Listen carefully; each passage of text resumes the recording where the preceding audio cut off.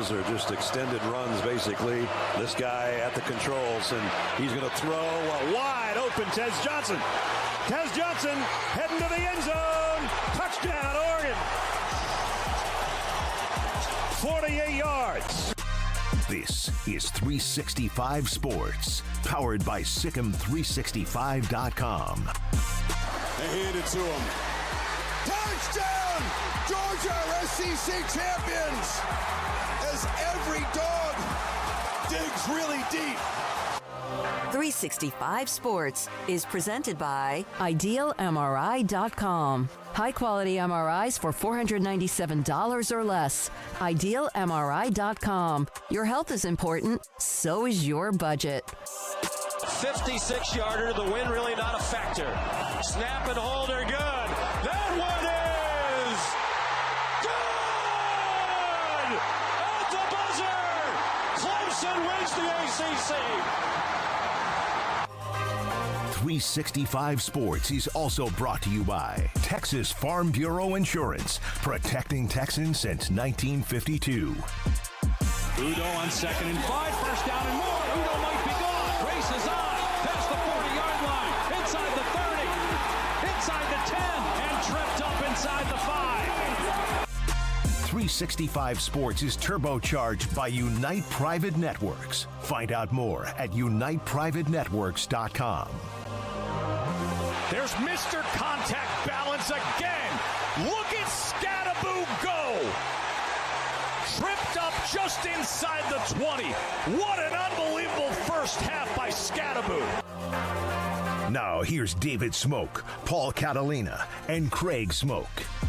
All right, here we go on this Monday, the day after the 12-team field that has a chance to win the national title has been unveiled. We will discuss it a little bit, a couple of different times today, along with a lot of the coaching carousel, transfer portal, look back at the weekend. We have a lot on our plate. Brett McMurphy will join us today at 4, and then also today, Ari Temkin from the Big 12 Radio Network on TuneIn at 3:40. Phil Bennett a little bit after 5 in the top 5, but a lot to get to. I'm glad to be back. Had a nice weekend with my brothers down on the east coast of Florida, but let's get straight to it. Here is the 12-team playoff. This is the bracket.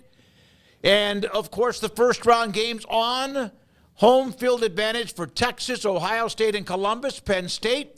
And then also the Fighting Irish against another school out of Indiana. Indiana, the Hoosiers, will play in South Bend.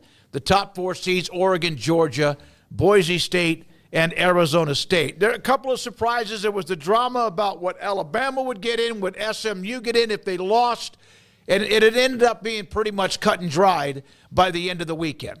Yeah, look, they got it as right as I think they could. I mean, I was impressed with the committee and what they did by really looking like the eye test was actually used, and certain things mattered this year where they didn't before. And really the only whiny gripe you got was from the SEC on the fact that the losses to SEC teams couldn't count, and some kind of bogus narrative about, well, we shouldn't schedule hard non-conference games when that had nothing to do with it. Yeah, I mean, I'm glad to see that it all worked out for the most part for, I think, a lot of deserving teams, and that it didn't become a situation where you had a good chunk of the country or portion of the country that felt like this was some biased exercise that was already determined preseason, like a lot of people kind of thought throughout the process of giving these seeds and the update shows throughout the past few weeks. There's been this big fear, this concern, this crisis for some, this scandal, if you will, maybe for some people, that, you know, the two major leagues kind of run the show and they're going to get their way. And I don't think they got their way here because of the way mostly the games shook out this weekend. Now, had the games been different, then I think we see Alabama in this field, right? But the fact that Clemson pulled an upset, able to shake some things up, and I just really, more than anything else, I really had one thought in looking at this bracket, and two thoughts. My first thought was I think it's beautiful. I think it's awesome. I think it's going to be a lot of fun when this gets all started up. I'm glad that we're finally at this point, although I'm going to miss the regular season chock full of games nearly every day of the week. But this looks incredible. And I guess the only tweak that I kind of wished we would have seen would be SMU going to Texas, much like they have Indiana going to Notre Dame. I just think that would have been incredible to see the Ponies go down to Austin and have a little all-Texas matchup. But the seeds are the seeds, and, for all the hand-wringing and concern about the Big 12, and they're not going to, get any respect and this and that, Arizona State does end up with a first-round bye. So that worked itself out. A lot of this worked itself out like I kind of thought that it would, and I'm just kind of thrilled to be in this position where we're actually looking at the real deal bracket, and I'm excited to see kind of how it all unfolds. Are there any bangers? Are any bangers in the first round? Absolutely. You have Clemson, who was not quite who they've been, but they had the huge win against SMU where they had the big lead, and then they kick a 56-yard field goal at the buzzer, which affected who got in. It got in because they got in because of it. SMU almost dropped out. They didn't, but it knocked Alabama out. And then, of course, Tennessee, Ohio State, banger. With all due respect, SMU is up and coming with what they've done. They're in, but not a banger, but still an interesting matchup. And then Indiana, Notre Dame there, a team, again, another up-and-coming program in Indiana. But the second round, you might have a couple of three bangers, too. I'll tell you what, Indiana, Penn State got the best draw, I guess, technically, although – I have no faith in James Franklin to win two big games in a row. Because I don't think it's about the talent. I think it's about the moment for him. But Indiana, who nobody had a strength of schedule discussion about, and they're 11-1 playing the schedule that they played in a power conference, so they should be in. I have no problem with them being in. I just find it funny that, the SEC was kind of like, oh, well, SMU shouldn't be. Like, okay, buddy, like that's not really who you should be mad at. And then their fans get a nice little reward of not having a home game, but only having to drive a little ways to go see a playoff game. So that's interesting. I love the storylines that baked into Clemson and Texas.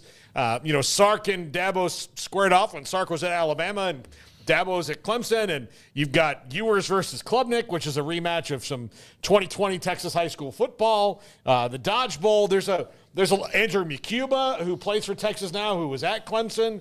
I think that one's great, and I absolutely love Tennessee and Ohio State. I would love to see a game like this every year, and if Ryan Day loses this game at home to Tennessee, 2025 is going to be a very long year for him. You could have an immediate Oregon-Ohio State rematch in round two if Ohio State takes care of their business against the Vols. Craig? Yeah, when you have a vast field like this, rematches are going to be almost inevitable, especially when you have multiple teams from a couple of different conferences. They're just going to run into each other, barring some very low percentage chance that doesn't occur. But, yeah, I think Tennessee, Ohio State's obviously the biggest game in the first round. It's not even particularly close, although Clemson, Texas will be pretty massive in its own right. I just think as far as everything that it entails, I think Tennessee, Ohio State's clearly the big game, but Clemson, Texas is right there. And yes, we're going to get our full meal deal of, did you know Cade Klubnik's from Austin? Yeah. Get ready to hear that about a billion times over the next couple of weeks. So that's cool. But would y'all not have preferred SMU, Texas? Yes. Yeah. No, I would rather have preferred that. I also and it was only one spot, so it wasn't like you had to really rig this thing up. I know you go by your seeds and everything, but you have Clemson behind the team they just beat. Yeah. You have Clemson behind SMU. Yeah, you just beat. You literally just beat them. Beating somebody doesn't always matter, right? But I get what you're saying. You beat them the night before. You beat them the night before the unveilings, and you're a spot behind them. That doesn't make that. My big gripe is that right there is that you could have just flipped those two. It makes sense since Clemson just beat them literally less than 24 hours before that in an incredible game. And then you get your Indiana, Notre Dame. And then you get SMU, Texas, which I just think is not something that, is we've ever really seen. So, yeah, that would have been really, really cool. But Clemson, Texas will be awesome. And, yes, we'll get our fill of Cade Klubnik and Andrew McCuba and all the other crossovers. SMU, Penn State ought to be a hell of a game. I think the Ponies proved a lot to a lot of people this past weekend. And I think Indiana, Notre Dame, I don't think you want to, start out, even though I'm talking about SMU, Texas, making these regional on purpose. Excuse me. But I think if you have the chance to, then, hey, why not? So Indiana, Notre Dame falling into their laps like that, I think is awesome. And having a little bit of regionality is pretty cool. I don't think you need to ensure that every time, but I think that especially if you're Notre Dame or Indiana and you're going to possibly go to the national championship game, isn't it kind of nice to have a game that's closer to home if you're an Indiana fan that you could travel to, and it's not like you're going 4 different places all over the country. So I like that draw for them a lot, and I like the regionality in that part of the bracket. Again, can't do that across the board because that just wouldn't make sense with the seeding. But I do think you could have flipped Clemson and SMU, and this would have been perfect, in my opinion. It would have been just about perfect, but it's still going to be a lot of fun. You know, am I right here that in 1982, wasn't that the year that they were undefeated?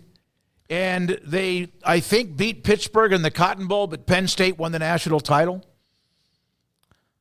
Don't get me to line. I'm just saying. So there is some history, not so much to that series, but between those two programs back in, I believe it was in 1982. Yeah, I do think though that you're going to see, and this is going to be the next big battle in this, outside of whatever hell hath Greg Sankey wrought here, because he didn't get his way, kinda, with this playoff, is you are asking, okay, let's just, I'm going to use Clemson as an example.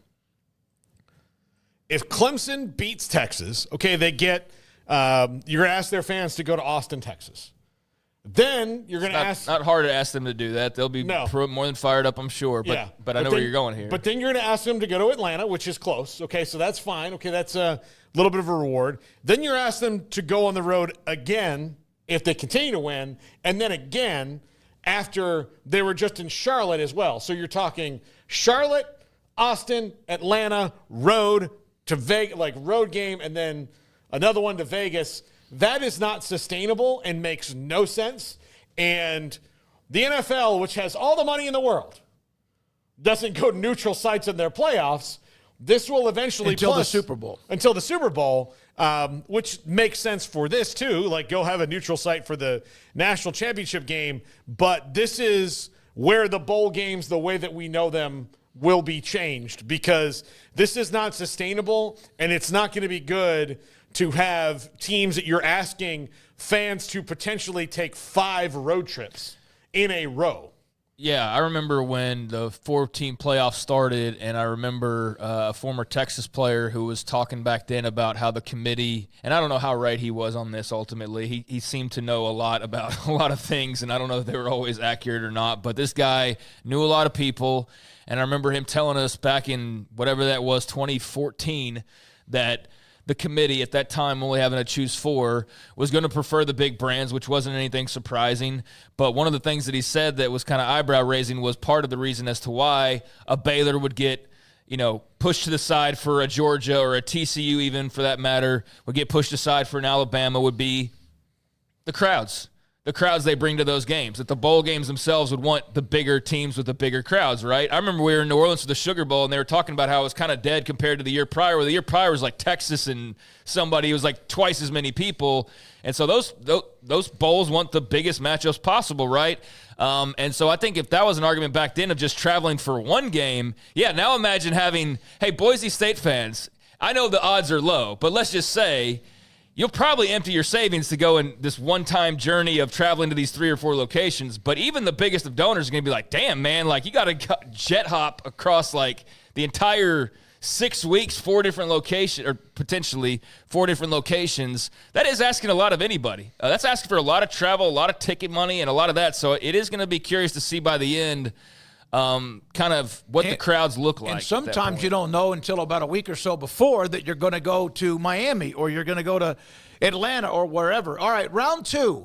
Because of the conference championship setup, you have Arizona State, who was ranked just outside the top 10, or number 10, after their dominant win against Iowa State, which we'll get much more into the Big 12 and what happened this year, along with Arizona State beating Iowa State. You have them at 4, and they're going to take on 5 Texas. That's the way the bracket should be set up. Boise State will get, or Clemson, numbers or Clemson. Boise State will get Penn State or SMU.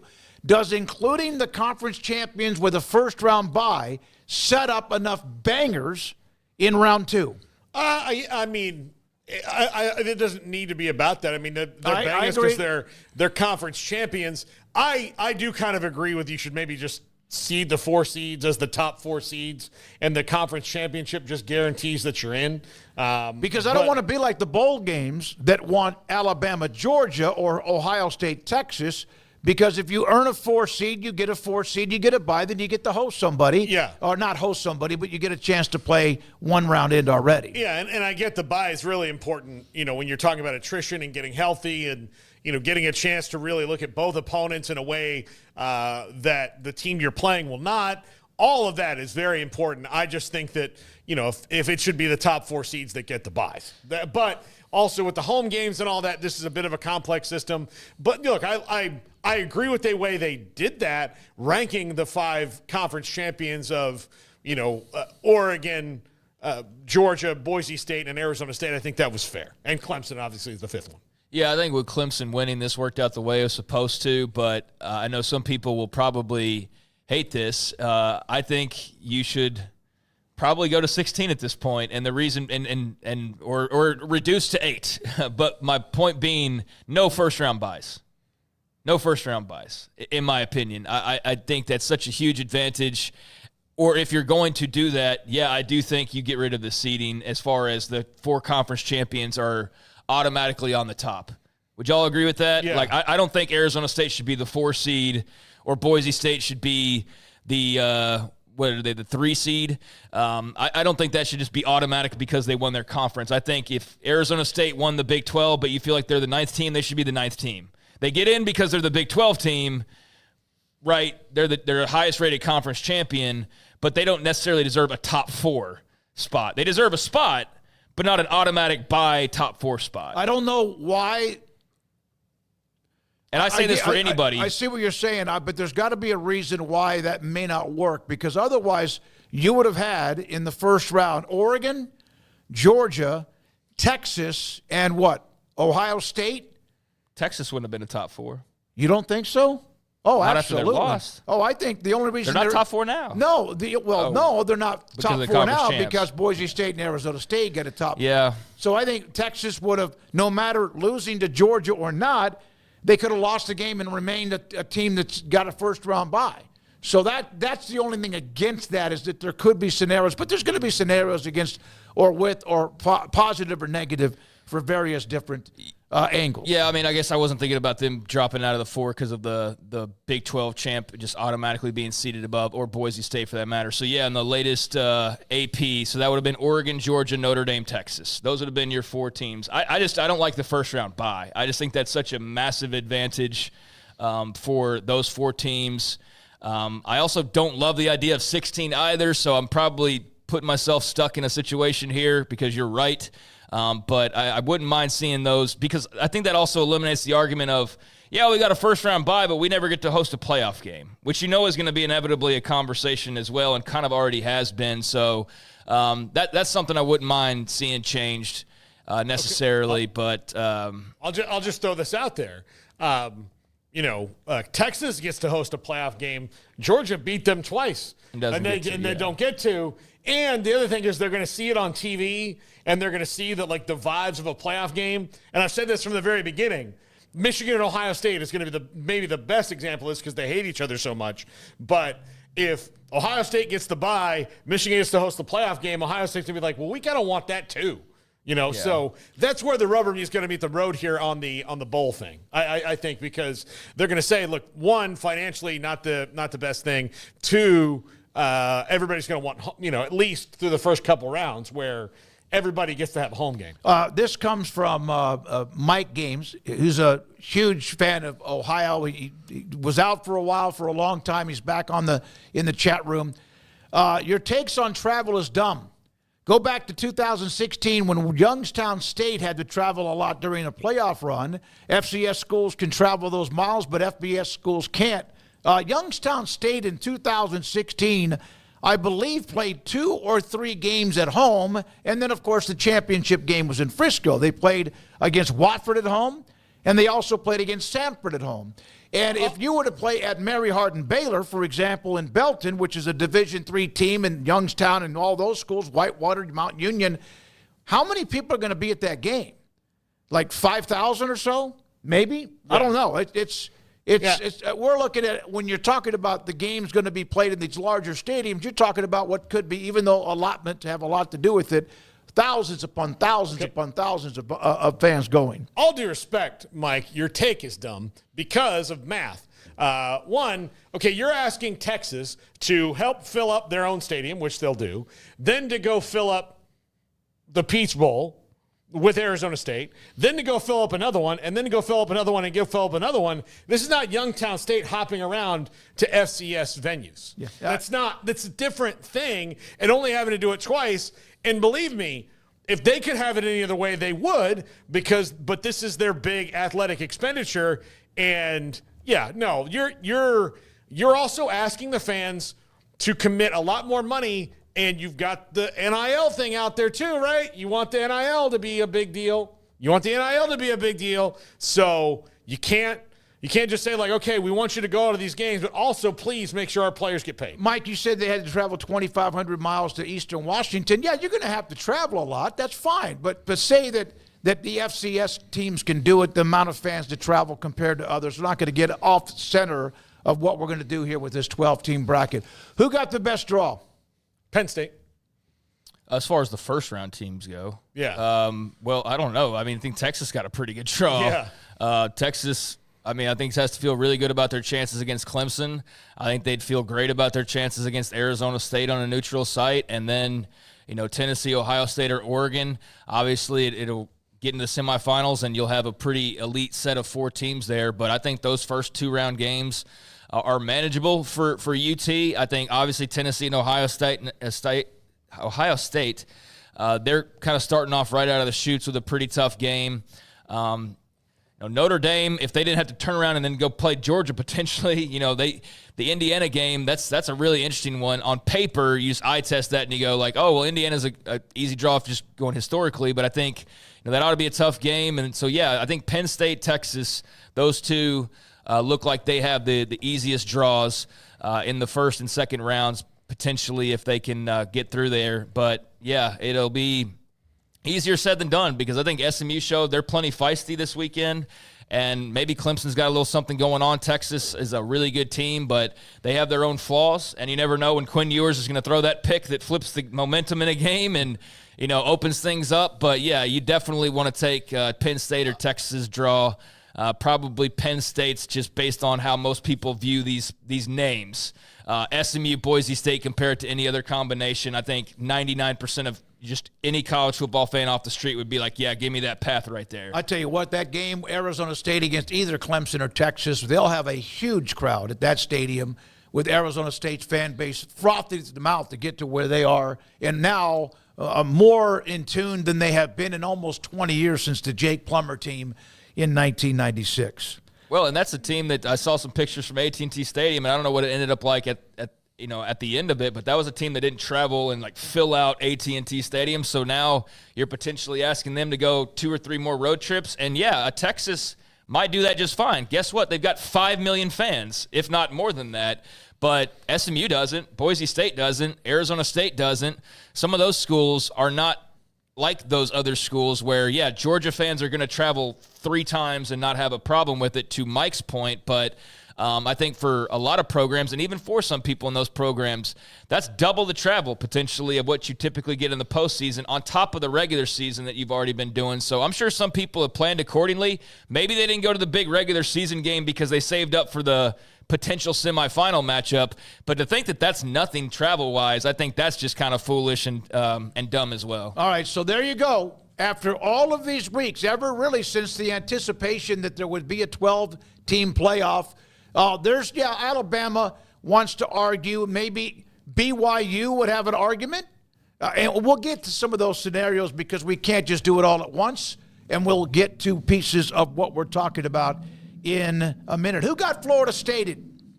Nobody. I didn't think anybody did. I don't think anybody did. I know that there's arguments, and that's another part of the conversation. We'll get to the narratives or but all that. We'll get to that. But I wondered, I didn't think anyone, there was this massive clutch of your pearls about anybody, Alabama or otherwise. Well, there was when Carson Beck got hurt for a second. There was my goodness, you're right. There was a whole lot of, if they lose this game, they ought to be out of the playoff because their quarterback's injured. That was where the Florida State angle came from. But Carson Beck is, best we know, okay enough to go hand the ball off on the final play.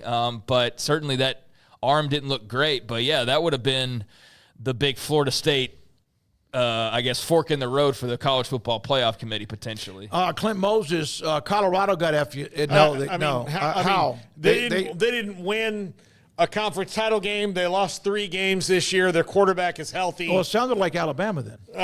Double birds to you on that one, Clint. I mean, honestly, look, here's the argument. 13-0, 1 injury. That's the argument. Yeah. Who got that? That's the standard of getting FSU. That's the standard. Yeah. 13-0, conference title, 1 injury. I shouldn't have brought it up. Now, Sir blah, blah, blah, MC Gusto, maybe, but boy, BYU losing to Kansas, of course, was a killer, when they lost that home game that kept them out of it. But their analytics and data, pretty strong, but it just seemed like they weren't even in that conversation. It was Alabama, Ole Miss, South Carolina, or somebody else. How about, of all those teams, who's the most hot other than Oregon? How about no one is undefeated except Oregon? Nobody. We always say, what if 5 teams end up undefeated? Oregon is the only one in college football still left unbeaten. And they had to push away in that game against Penn State, but they did with just too many weapons for the Nittany Lions.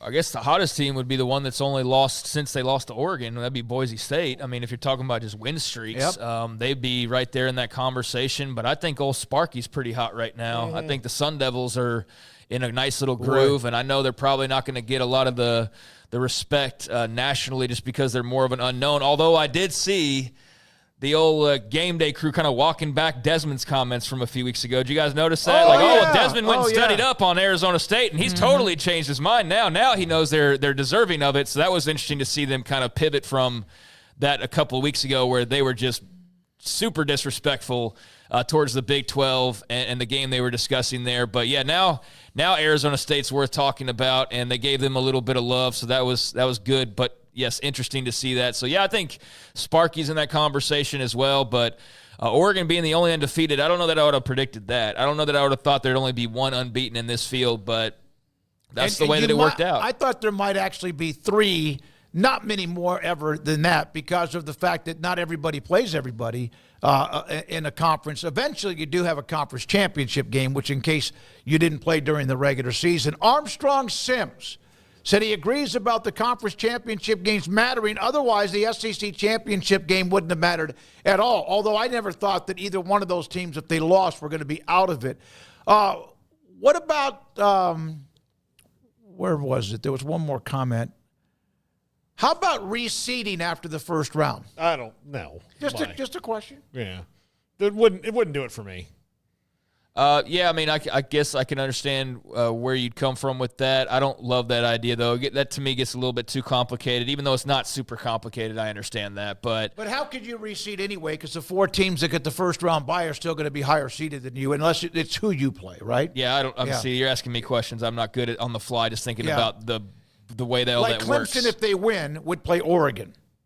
Right. Yeah, okay. Yeah, so, I mean, I don't know. I kind of like this better. It's just a little bit more clear and straightforward, but I get the idea there, and I'm wondering if maybe that's something they've kicked around before, if that's not something they kick around in the future. I think the one thing we do know for sure is all bets are off on this being like the concrete way that it's always going to be. I think 16 feels like an inevitability, and I think partially for the reasons that I mentioned earlier where teams that are getting buys, like, hey, great, we play 1 less game, but it'd be really cool to host a playoff game between the hedges. So let's play that extra game. Now, how will that happen? More money from the TV networks. That's how that will happen. So if they want a 16-team playoff and everybody gets an opportunity at that first-round home game, then I think that's up there for discussion. I think the auto buys is going to remain or the automatic burst is going to remain a topic of discussion so long as Sankey and Petiti are dipping their fingers in the pot and kind of controlling things. Hey, Petiti hadn't said a word. This worked out great for him. Yeah, it did. He's been quiet, but. Yeah, so my point being, I think they're going to continue to kick around ideas like more teams, changing up the format a little bit for home sites, things like that. And so, yeah, maybe reseeding after the first round. But I think that, for me, just at least for this year, gets a little bit too complicated, even though it's probably more straightforward than I'm thinking. Yeah, Desmond Howard all of a sudden got educated on certain teams that also are part of the country and also a part of college football. And Scatterboo was huge, and more on him and the kind of game that he had. We'll get to that at some point. All right, we got to get to a lot more. We will have Ari Temkin at 3:40, so we have 10 minutes for this one. Conference championship games. Let's touch on that. We have a lot of coaching news. Which one do you want to go to first? We got coaching. Do we have coaching later? No. Let's. I think we've kind of dove into the games. All right, let's go into the coaching news. Mike Gundy, did he blink? Somebody did. I don't know. This is not a situation that's going to end well. I don't think you just have these. I mean, and this is just me. I don't know any of the inner workings of Oklahoma State and Mike Gundy and their relationship and all that. But I just know that from doing this job for a long time, anytime you have a very public spat and then you can see people, okay, well, if one side's going to feed Pete Nakos, then I'm going to feed Pete Thamel, and I'm going to do this. And you saw these kind of things coming out that were, like the fire. Craig and I talked about it at length on Friday. A lot of it didn't make sense. Like, if he doesn't agree, they're going to fire him for cause. Well, if you've got cause to fire him, you should fire a guy, especially in the modern landscape of college athletics. Like, there's two reasons you fire someone. They don't win enough, or they did something bad. Like, that's why. So if they did something bad, you should fire them. You shouldn't do that. So I think that was like one of those subterfuge kind of things that was going on there. All right. It just doesn't seem to me like it's going to end well. Craig, Mike Gundy also hired a defensive coordinator, and Todd Grantham will have a note up. There you go, as the new defensive coordinator who's been at other places like Florida, Georgia, New Orleans this past season. Yeah, I think Todd Grantham's a nice hire, so I like that one for Oklahoma State. I think that's a good step forward. As far as the just head coaching position itself there with Mike Gundy, that was really weird on Friday. It felt like you were in the middle of a breakup, and they had both taken to Facebook or Twitter or to whatever, TikTok, and were like airing their grievances simultaneously to be the first out there to paint the other as the bad guy. And then going back and forth, throwing insults, like that's kind of what it was, or talking bad about the other side. So that was all strange to see play out. You heard about that 5 o'clock deadline. Obviously, that turned out to be nothing. I'm not sure what went on behind the scenes, but I don't think we've heard the last of there being problems behind the scenes potentially, because that was just so kind of toxic publicly that it feels like that's not just going to completely go away because they've suddenly agreed that he's going to come back for another year. So I think you keep your eyes on that situation, but I'm glad they worked it out. I think it's best for both parties, and I think it'll be very interesting to see how they move forward. But I really like the hire he made with Grantham there as DC. We don't have to have a full discussion on each of these coaching updates, but there are some more. Kansas has hired D.K. McDonald, his new defensive coordinator, has worked with the Eagles, but also has been their co-defensive coordinator and cornerbacks coach this past season. So Lance Leipold has changed up his staff a little bit. One coach left, retired, and now you, of course, have what's going to be with D.K. McDonald as defensive coordinator. Yeah, quite often that Lance Leipold promotes from within. I mean, going outside for the offensive coordinator hire was a bit of a change-up he threw last year. Tulane, John Sumrall, a very popular name. Paul, in fact, you and Craig have mentioned him. He's staying at least at now, Craig, at Tulane. This is a nice win for now for the Green Wave at Tulane. Yeah, I mean, he's a really good coach. A lot of rumors about him potentially making another jump this offseason, but he did a really nice job there in Tulane. Not the conference championship performance that they would have liked to have had, obviously. It was interesting to see Darian Mensah, his very talented quarterbacks, into the portal, so that'll be interesting to see where he lands and what kind of attention he gets. But I think John Sumrall is a coach that we're going to be hearing a lot about in the years to come. But for right now, that's a good win for the Green Wave to just keep it going and continue trying to build that program. A couple of Big 12. Go ahead. I got a breaking news on the playoff from Georgia. says Georgia quarterback Carson Beck suffered an elbow injury during Saturday's SEC championship game. He and his family are exploring treatment options, and there is no current timetable for his return. Punter Brett Thorson sustained a knee injury to his non-kicking leg. He'll require season-ending surgery, and Kirby Smart had a quote about, them attacking their rehab, and they'll be there to support them every step of the way. So, obviously, the punter, Brett Thorson's gone for the entire rest of the year, but that does not sound promising on Carson Beck with no name timetable. The kid Stockton came in and gave him a lift, an emotional lift, if anything, a couple of runs, a couple of throws, and they were able to gut that game out. But I thought if you lost your starting quarterback and you dropped a little bit, Paul, I don't even want you to respond to this, that it should affect if you're a part of course, 12 teams. They didn't have this news yesterday. Yeah. They only had it today. Yeah, I know. Right? they had it.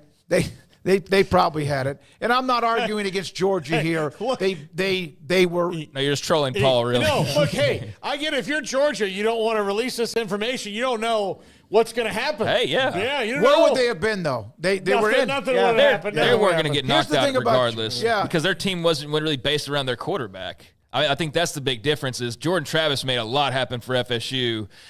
Carson Beck wasn't the driving engine of the he the really Georgia had a football very team. disappointing. I thought he had an average season, not disappointing. But I agree with you. All right, so there's that with Carson Beck and Stockton, and now people have film on him. Yeah. And that could also help it up. The backup quarterback led them 16 points in both games, but All right, now 16 points. Let's go back to Kalani Sitake and also Kyle Whittingham.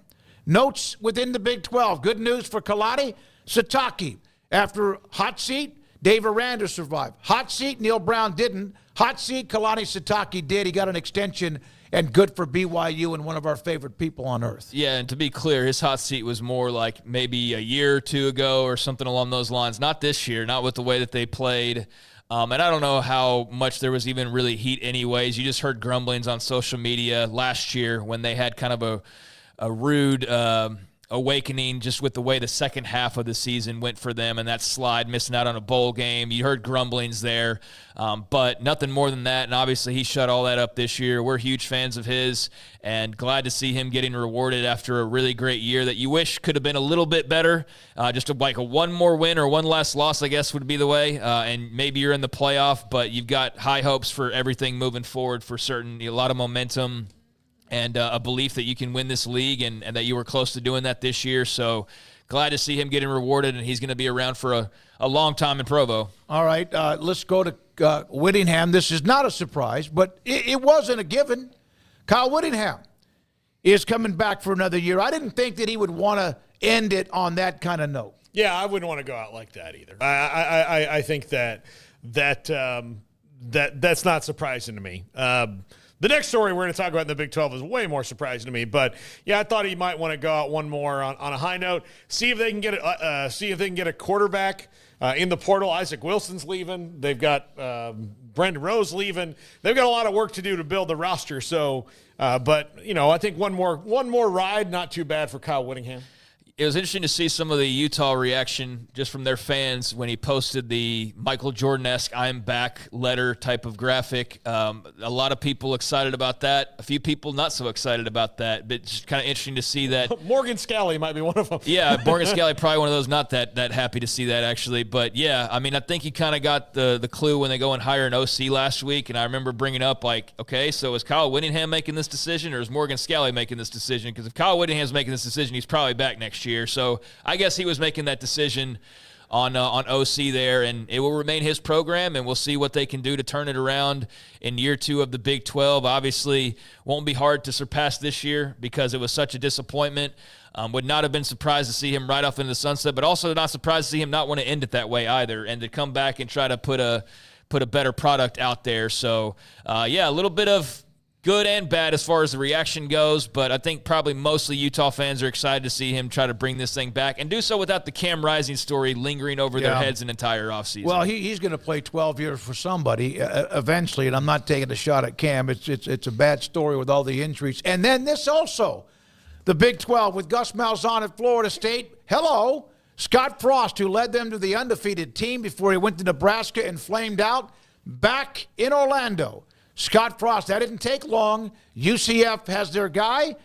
Maybe he's matured a little bit, maybe grown up a little bit based on listening to him. It seems like he has.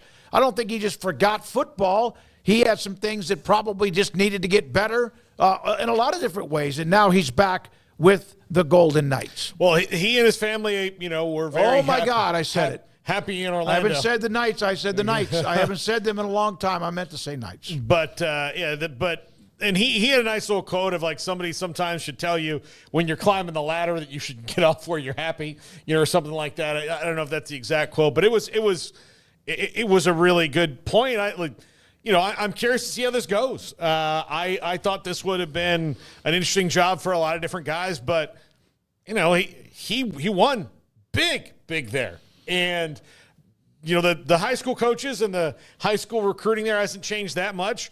I think what happened in Nebraska shouldn't have much bearing on what's going on at UCF because it's two totally different situations. Yeah, I think it was really interesting to see this just come together so quickly, but also very cool to see how many UCF fans were fired up about this. Terry Mohajir taking a big swing at the plate here, big risk in bringing him back because of the way it didn't work out in Nebraska.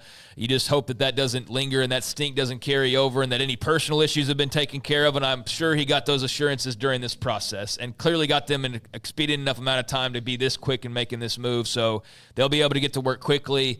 I think this is something you never would have imagined possible as a UCF fan, but you're fired up. The program was kind of just there these past couple of years, and they needed a spark, and I think this definitely gives them a spark. Now, whether it works out, especially the way it did the first time around, we'll see. But I think as far as making UCF interesting, exciting, fresh, I think this does that, and I'm excited to see how it works out. He was with the Rams, and he was saying now he was watching them as they were playing in their game yesterday with a nice win against, what was it? Was it Buffalo, the Rams? Yeah, beat the Buffalo in an amazing game. When we come back, Ari Temkin, we will get into Barry Odom and Purdue, among a couple of other coaching changes. We'll dig back deep into the Big 12, and also quite a bit when it comes to much more in college football because, my God, there's a lot going on.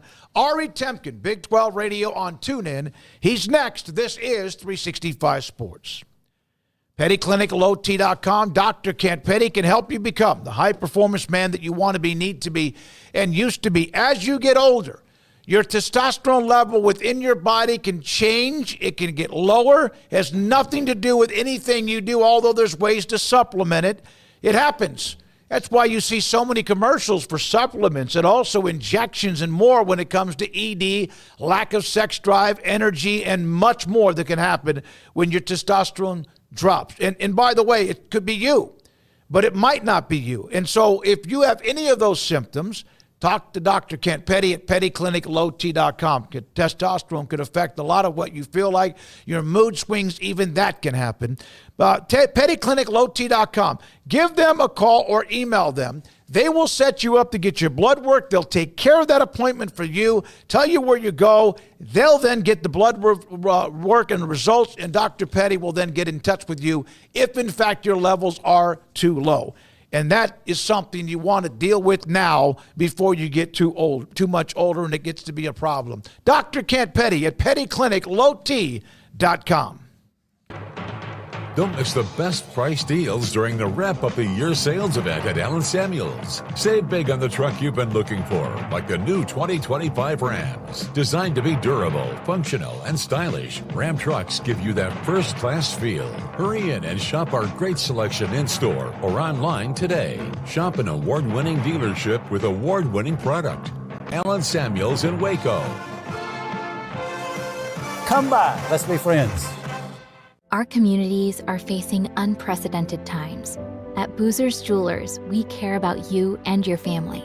If you're like me, your home has unwanted or unused jewelry lying around. They can have value, and that means we can turn that jewelry into instant cash. This is a great way to get the most value from your unwanted jewelry. At Boozer's Jewelers, we buy all kinds of unused jewelry. So give us a call and let us give you peace of mind and cash for your unwanted or unused jewelry. If you want quality and personalized service for all your air conditioning and heating needs, call Tradesman Services. They're a family-owned and operated company that has served Texans for over 30 years. Tradesman offers maintenance plans starting at just $12 per month and a free service call for all new customers. They're also experts in geothermal design, installation, and service. Visit them online at coolingwaco.com.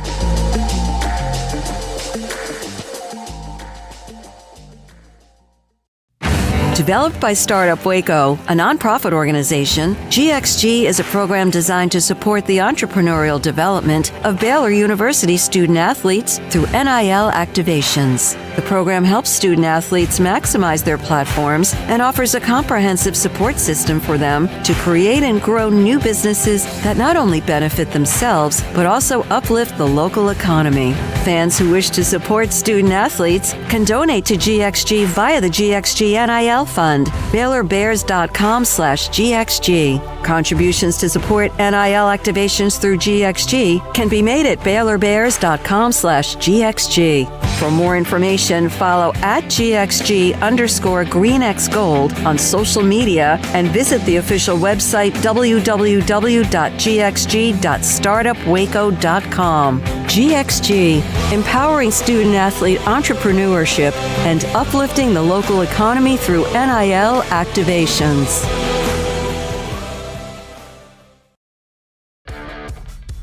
This is 365 Sports. The 3 o'clock hour is sponsored by Waco Custom Marketplace. Meats, sweets, Texas treats, and a cut above the rest. 425 Lake Air Drive, Waco. By the way, tonight in a show that will be on ESPN, they will release the Heisman Trophy finalists. The deadline to vote was earlier today.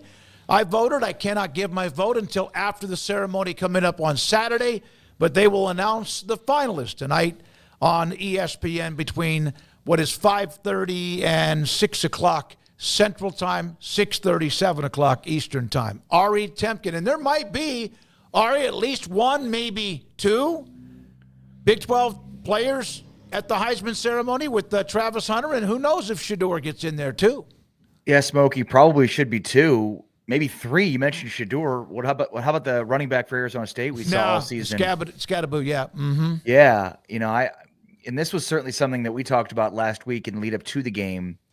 But, I mean, he is the first player at the FBS level to have 1,500 yards rushing and 500 yards receiving in a season since Christian McCaffrey did it, and he's the first player in the history of the Big 12 to do it.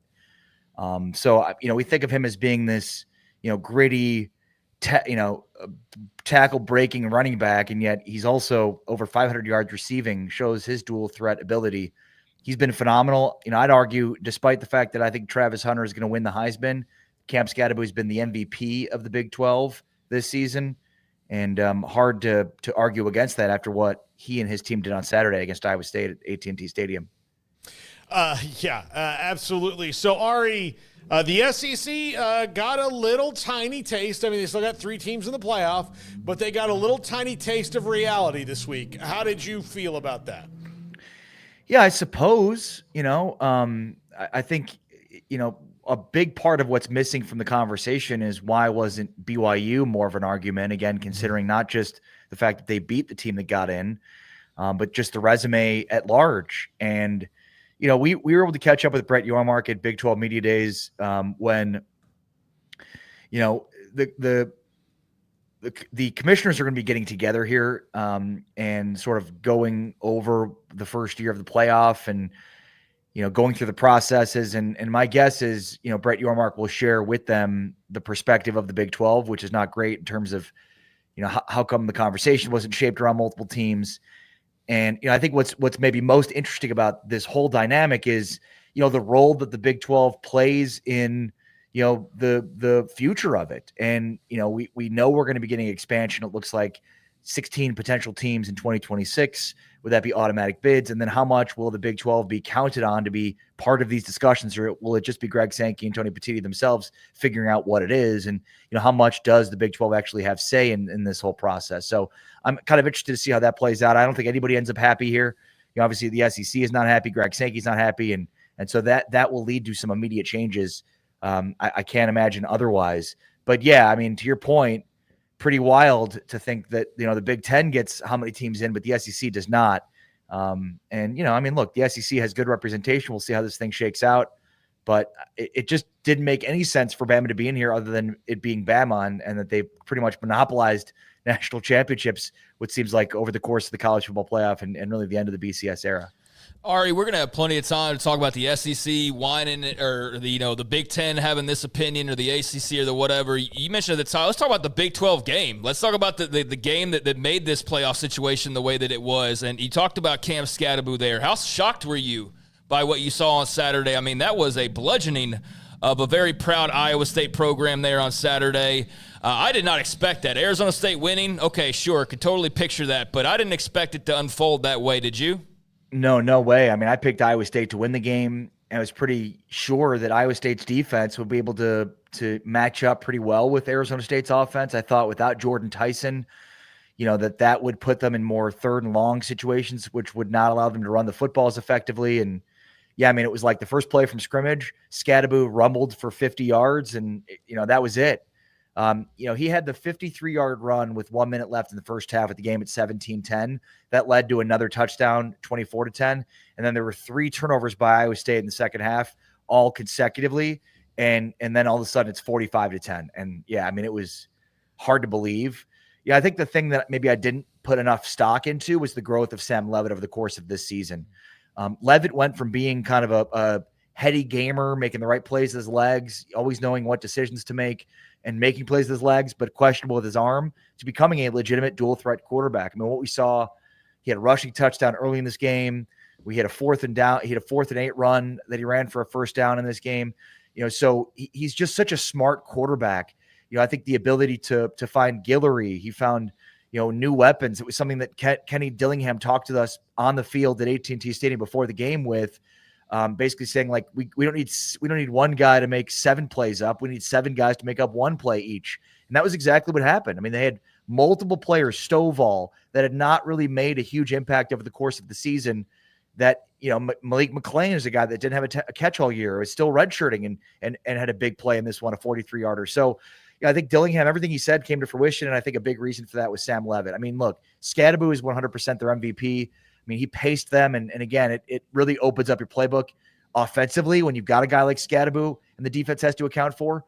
But I thought the growth of Sam Leavitt, his ability to become kind of a dual threat quarterback, be as good running the football as he is passing, is something that really, he turned on in the second half of the season.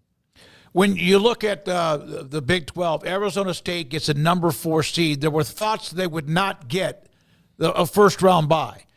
They forced themselves into this picture. They basically came from way back like a horse in the final turn, right?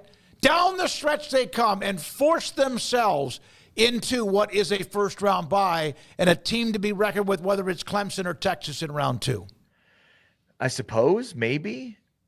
Or was it more that Clemson beat SMU and that opened up that opportunity? I mean, look, Kenny Dillingham seemed pretty excited, and there's nothing to indicate that he wouldn't be. I think everybody out of Tempe is very excited, but I still think the Big 12 got hosed.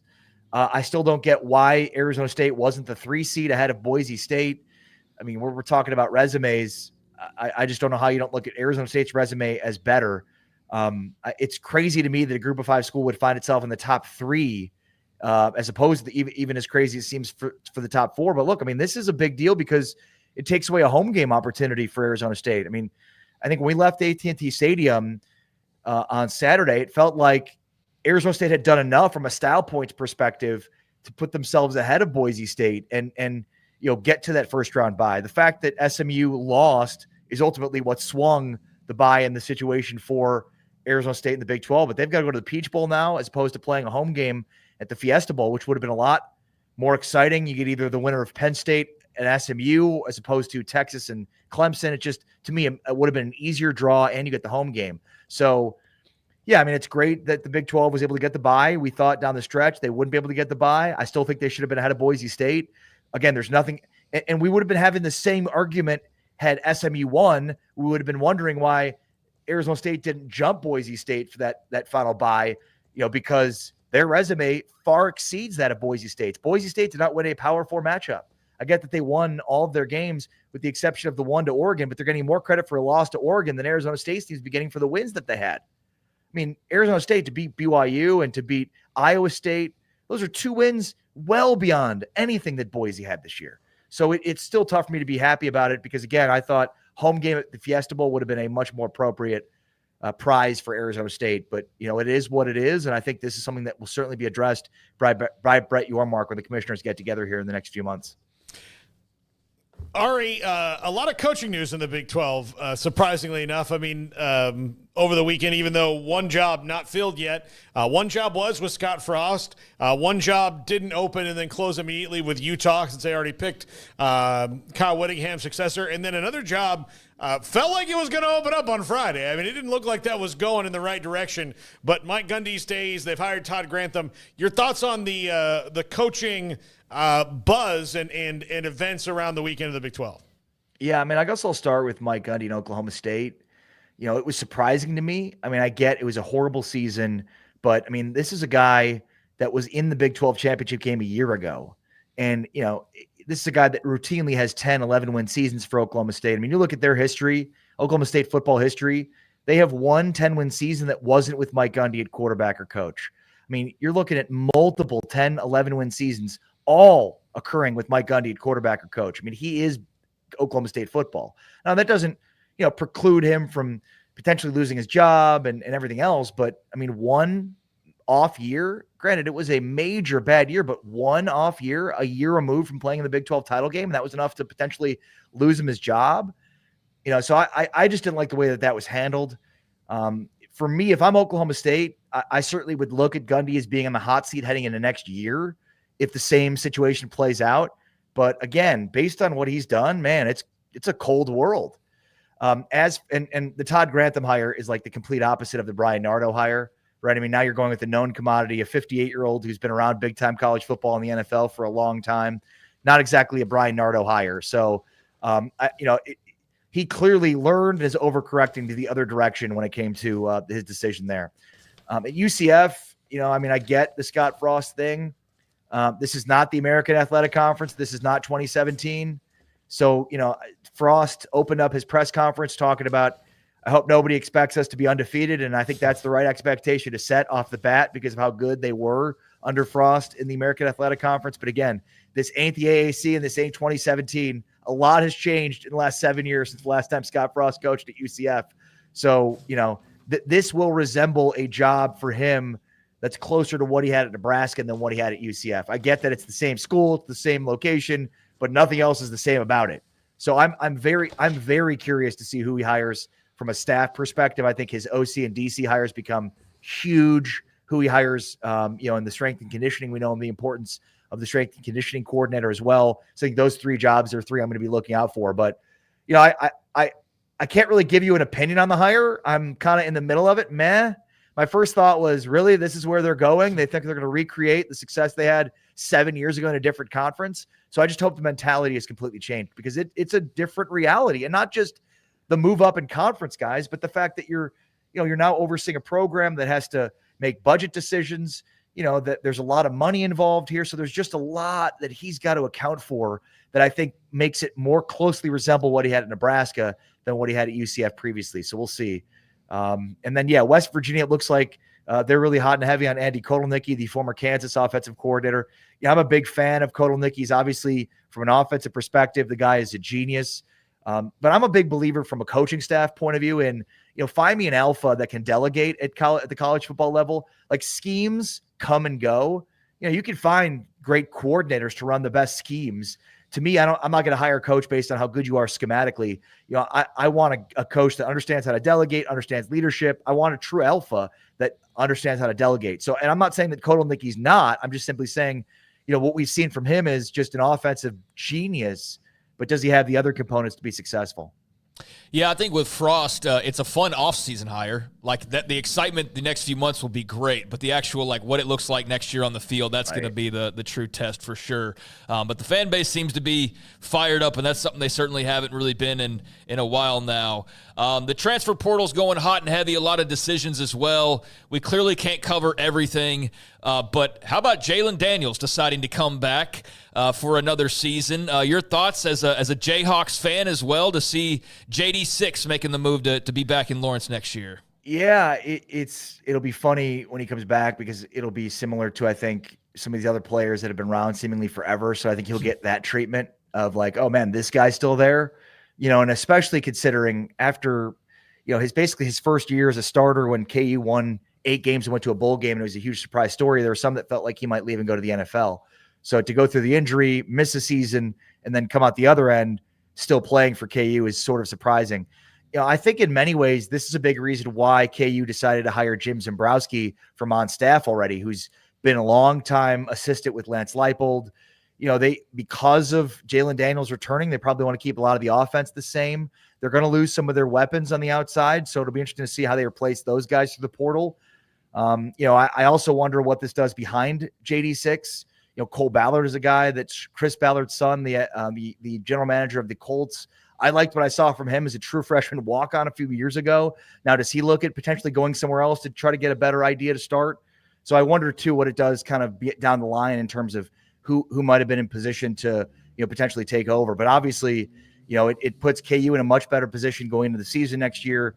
You hope that the cobwebs that he had to shake off at the beginning of the year will be completely gone by the time the season starts. But he wasn't flawless this year. And while we did see him turn a corner at the end of the year that helped them win some of those games, he did have some turnover issues in that Baylor game. So, I think going into this next season, there's going to be some major question marks about KU in terms of what they bring back and what this offense is going to look like. But it certainly helps to have an experienced quarterback back. There's no doubt about that. Ari, we have evidence. We now have 12 teams left to try to win a national title, including Arizona State. And then, of course, a lot of the bowl games. We're going to break down the bowl game bids and all that a little bit later in the show. Thank you, buddy. Appreciate you being a part of the show today. Appreciate you guys. Thanks so much. Take care. Ari Have a good one. Temkin, Big 12 Radio on TuneIn with us on 365 Sports. We'll hear from Brett McMurphy in just a moment. Yeah, so much goes on, and you have a weekend with the games, who makes it, coaching changes, transfer portal, and the Jalen Daniels story. That's a big deal for the Jayhawks, obviously, and especially the way he finished the year despite how they looked at Baylor in the last game. Yeah, Jim Zembrowski will be there now in place of Jeff Grimes as far as being the main play caller, and we'll see how that works. It obviously took Jalen Daniels a little bit of time to knock that rust off and just kind of get into a rhythm with Jeff Grimes' system. So another change, but in-house. Hopefully there's not too much of a rust knocking off process next season, and he can just be that guy we saw towards the end of the year. But there's also the chance that he could be Alan Bowman or Cam Wright. You just never know, but I think it's better news than bad news for Kansas for sure. We are now joined by Brett McMurphy, Action Network HQ, with us on 365 Sports, who was the first one to give anybody the evidence. And, oh, my goodness, SMU was in and Alabama was out. Congratulations on that, Brett. Thanks for your time.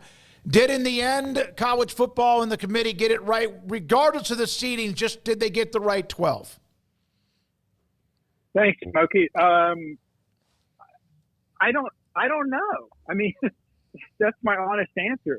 It depends on what your definition of the best 12 teams are. I don't think the best 12 teams are in the playoff. Obviously, there's the automatic bids. I could argue both sides, and that's what makes this so frustrating and maddening for fans and followers of college football is, why was Alabama ranked above Miami the week before? Well, we were told because of their record against top 25 teams, strength of schedule, etc. Well, if you compare Alabama with those same metrics to SMU, Alabama should be ranked above SMU, and I would not have a problem with that. But also, when you look at it, that SMU was undefeated in a power conference in the regular season, and their only 2 losses were by 3 points, one on a 56-yard bomb at the buzzer. They should be in over Alabama for that reason too. There's not a right or wrong answer. It's just where you're rooting for, where your allegiances are, where your biases are. And I think that's why so many people have an issue with this and say, well, the committee screwed this up, the committee screwed that up. I don't necessarily think they screwed up. I think the biggest problem with what they do is they grade schools, or they rate schools based on different factors. I think with some schools, they consider their strength of schedule. With other schools, they consider their quality losses, Boise State. Other schools, they consider their quality wins. That's why it's all over the map. Everybody has got a problem with Indiana. Not everybody. A lot of people. Why is Indiana in the playoffs? They have no top 25 wins. Why are they in the playoffs? You guys have heard that. Guess who else doesn't have any top 25 wins? Fifth seeded Texas. And, I know you guys are deep in the heart there, but, outside of Texas, I don't think that many people have an issue with Texas being in the playoffs. Why is that? I don't know. It's because they're graded different. They're viewed differently. So my long-winded answer is I don't have a problem with it because I think the system's set up for failure, and they got to figure something out differently when they renew this thing in 2 years. Brett, how mad do you think Greg Sankey was about this? I think he probably saw it coming. I think this will give them more ammunition when the new playoff starts in 2 years, like I mentioned. Look, we don't know. We know we're going to have a playoff. It could be 12 teams. It could be 120 teams. We don't know what it's going to be.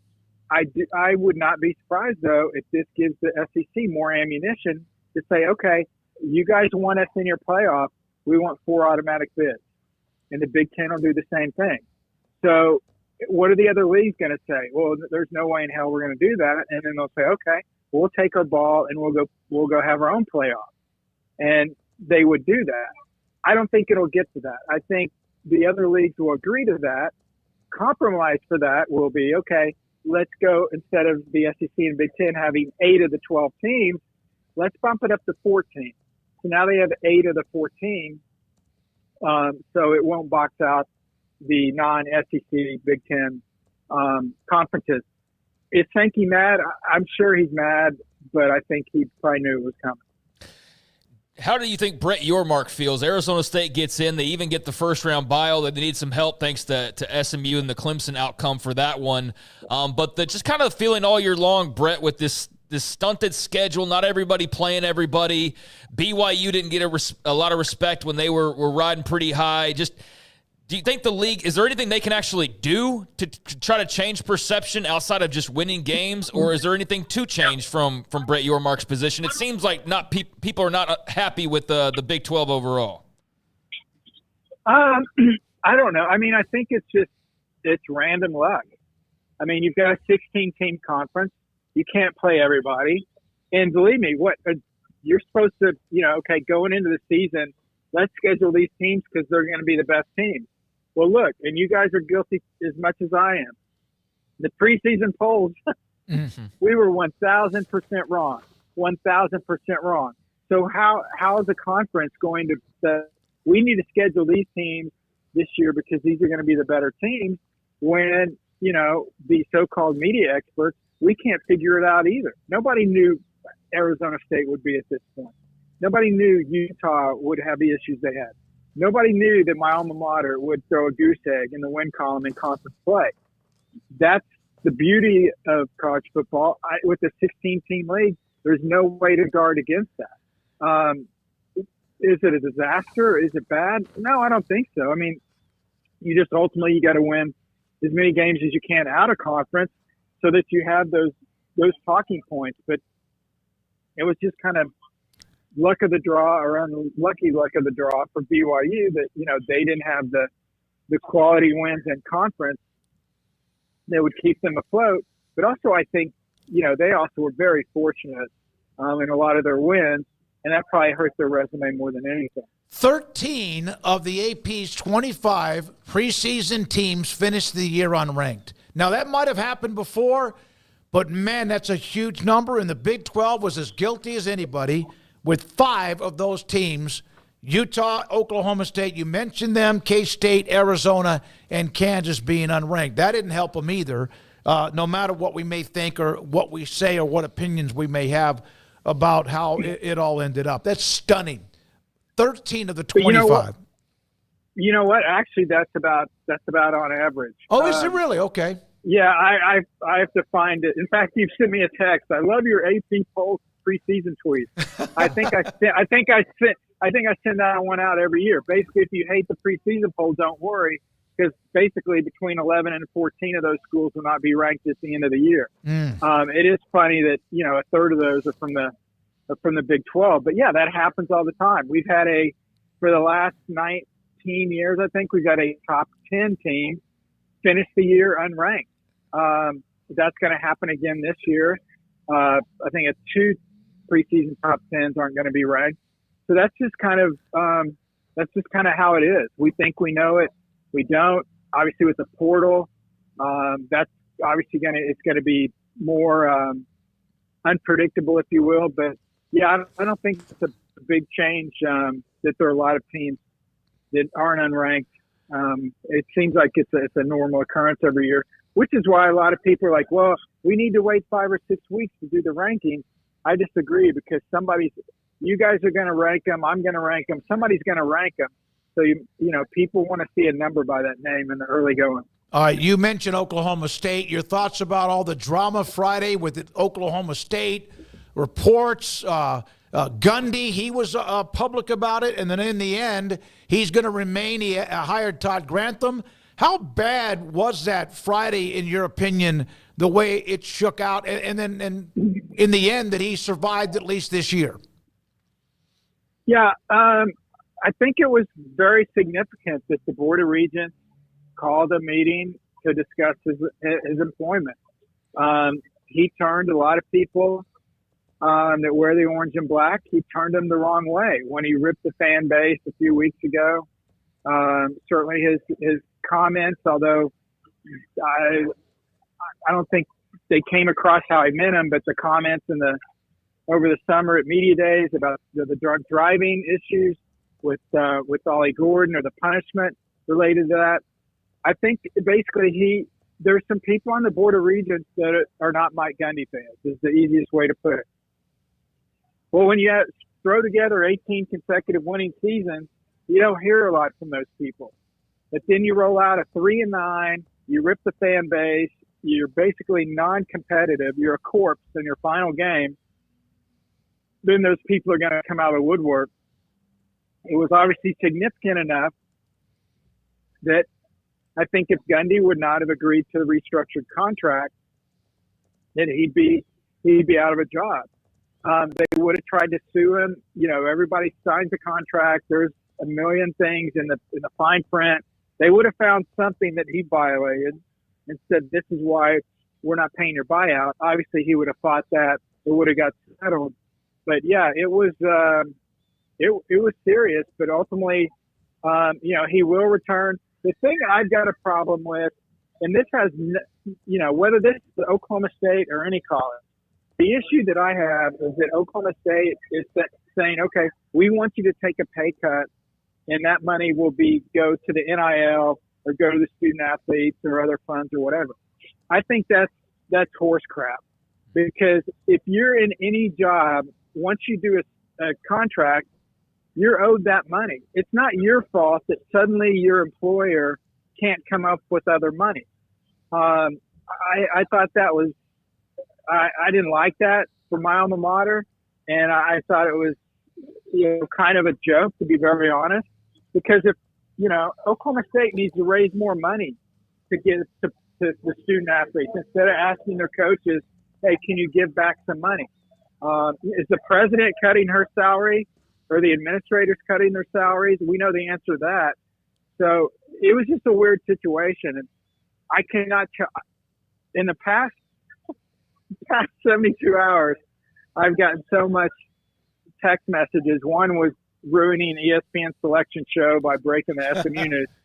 And then the other one was Gundy at Oklahoma State. And my response to the Gundy Oklahoma State was, we have one losing season in 19 years and everyone loses their damn mind. Yeah, but look, when they did the losing season, they did it up as big as they could, Brett. I mean, it's been a while. We've been storing up for that one. Yeah. Believe me, when I was at Oklahoma State, I saw some 3-9s roll out a lot more than 9-3. That's for sure. So, Todd Grantham in his defensive coordinator, obviously I would think that he's going to hire an offensive coordinator that has that same kind of name cachet.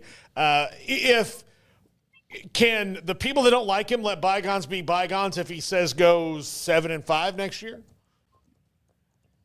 That's a great question, and I don't know. I think this is more a personality issue.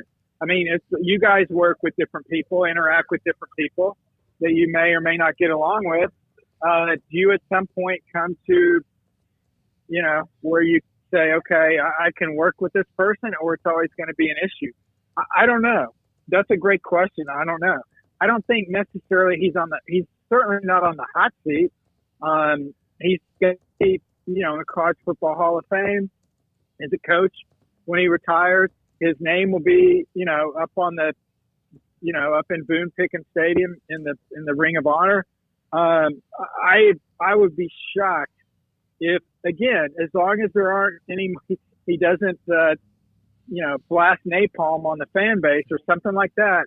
That if he's 7-5, I don't think they're going to say, okay, the game's passed you by, it's time to move on.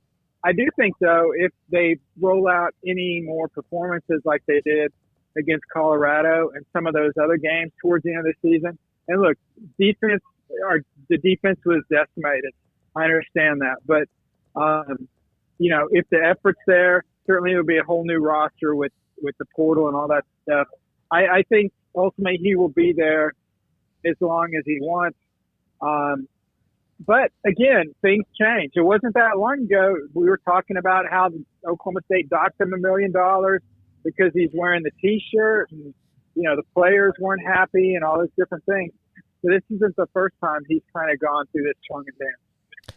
Brett, shot in the dark before we let you go here. Any feel or thoughts on West Virginia and that coaching search ongoing?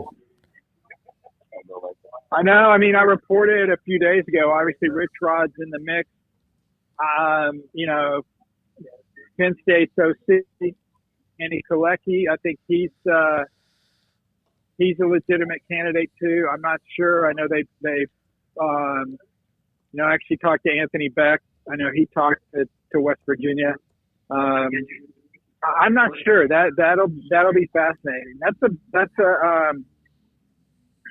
I think that can be a good job in the Big 12. It can be, it's obviously got a lot of tradition and they can win there. And it's funny, when I was watching that Ohio State-Michigan game and watching Ohio State melt down, it reminded me of that West Virginia-Pitt game a long time ago where all West Virginia had to do was beat Pitt as a 3-touchdown favorite, and they were going to the national title game, and they basically did what Ohio State did. But, yeah, I don't have a definite choice for the next coach for the Mountaineers. All right, man. Enjoy Vegas. The National Football Foundation banquet is some activities tonight, and then also tomorrow we'll have Dan Hampton, former Arkansas great, Bears great, on the show tomorrow on him getting honored as well. Thank you, Brett. Appreciate your time. And, again, congratulations on the SMU Bama Pop. Appreciate your time. Thanks, guys. Thank you. Brett McMurphy, Action Network HQ, with us on 365 Sports. Yeah, one player from Oklahoma State that's very interesting in the transfer portal is DeJon Stribling. I think that's a guy who's going to have a lot of suitors. I know I would love to see him at a few different places, but he's one of those that made his decision, as a lot of guys are doing right now. And there's been some interesting names, but that was one that definitely popped out to me. I thought he was one of their better players this year. So, yeah, that's a loss, and there have been some others, but that one to me was the most notable that I'd seen so far. And there will be some turnover on that roster, just like on that coaching staff, but it does set up for a very interesting 2025 for Mike Gundy in Oklahoma State, where now you're starting to see this thing almost sort of come to a head a little bit, and that's a little bit scary for some portions of the fan base, but also maybe exciting as well, but something's given sooner rather than later. The new offensive coordinator, I saw this, I think it was from Dylan Buckingham earlier. The new offensive coordinator will have 3 people who have started a game on offense. Oh, my God. That's what happens when you bring back the veteran squad last year. Yeah. So they're all going to be gone. Maybe that's a good thing. It's all going to hinge on what he decides to do at quarterback. I mean, does he get there are some options that are upgrades over Alan Bowman in the portal right now, in my opinion. Now, are there options? Are those guys going to help you win the Big 12? Hell, we don't know. I mean, look, you can flip this thing in a year. I won't pretend to know what it takes to win the Big 12 at this point. No, we don't know. But I do think that there is potential there, and it depends on – look, there's a couple OCs out there I'm sure you can hire that are going to have, a quarterback maybe in their back pocket, already ready to go with them to a bigger school, especially if he does that. But we'll see. I think it's going to be interesting. But they've got to rebuild that whole offense. And Craig, I'm sure the teams you were talking about that you'd like to see Deshaun dribbling at, I mean, he doesn't have to move all that far if he doesn't want to. He could go play in Norman. He could go play right over here. They need wide receivers next year, and I think that he could go play at McLean Stadium and be just fine. Those are two that immediately pop just because it's close to obviously my brain with covering Baylor and then obviously following along with Oklahoma. So, yeah, those two would make a lot of sense. But I think there will be plenty of suitors for Deshaun Stribling, a productive guy. Not like crazy numbers, not like, thousands of yards, but he had a really nice year, like 800-something yards, like 6 touchdowns. Was that his fault or the fact there's that too. Yeah, there's that too. He actually produced pretty nice numbers in an offense that didn't necessarily throw the ball that well consistently. But regardless, I like him as a player. So he's one of many that are now out there in the portal for people to go after, and that's going to be as much of a topic, obviously, as the head coaching carousel, bowl games, and all the rest of it. You're going to do a larger breakdown of the portal tomorrow because we'll have a few names that entered today along with what Craig just mentioned. When we come back, the college football standings, the discussion, the reaction from Alabama's AD, a note from somebody that is very sharp when it comes to NFL talent but obviously doesn't understand the college football playoffs, and a response to him. And then our thoughts about, I brought up, one of the things I was going to mention was the top 25, but Brett and I, in the segment with Craig and Paul, mentioned that. And what about recommended changes? Because there's one more year of this before 26 and it will change. That and more. Appreciate your time. This is 365 Sports. The Baylor Club inside McLean Stadium. Man, there's a lot of great events going on throughout the month of December, up and through, of course, Christmas and the holidays, and yes, that includes New Year's. Christmas parties, special events for tasting the great food that their chefs make every day, whether it's a sit-down dinner with a guest, a date, or with a group that works with you, or just friends. That's what they'll have throughout the month of December at the Baylor Club. And I also continue to let you know, if you're a member or view 365 Sports, you can get 2 months of membership free. Ask for the Sikkim 365 membership application and receive 2 months free membership, or stop by the Baylor Club inside McLean Stadium off of I-35. Also, book a membership lunch by calling their number, 710-8106, area code 254. I don't like giving out numbers because by the time you turn left on a street or you are watching or doing something else, you forgot the number. But look them up on Facebook. The offer is available exclusively through 365 or Sikkim 365 Sports, the Baylor Club inside McLean Stadium with memberships available.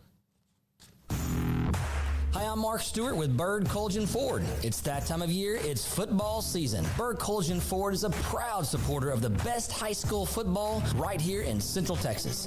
BK Ford is proud to sell the #1 selling truck in Texas, the F-Series truck, 47 years in a row. Come see the largest showroom in Texas and experience better at Bird Colgan Ford.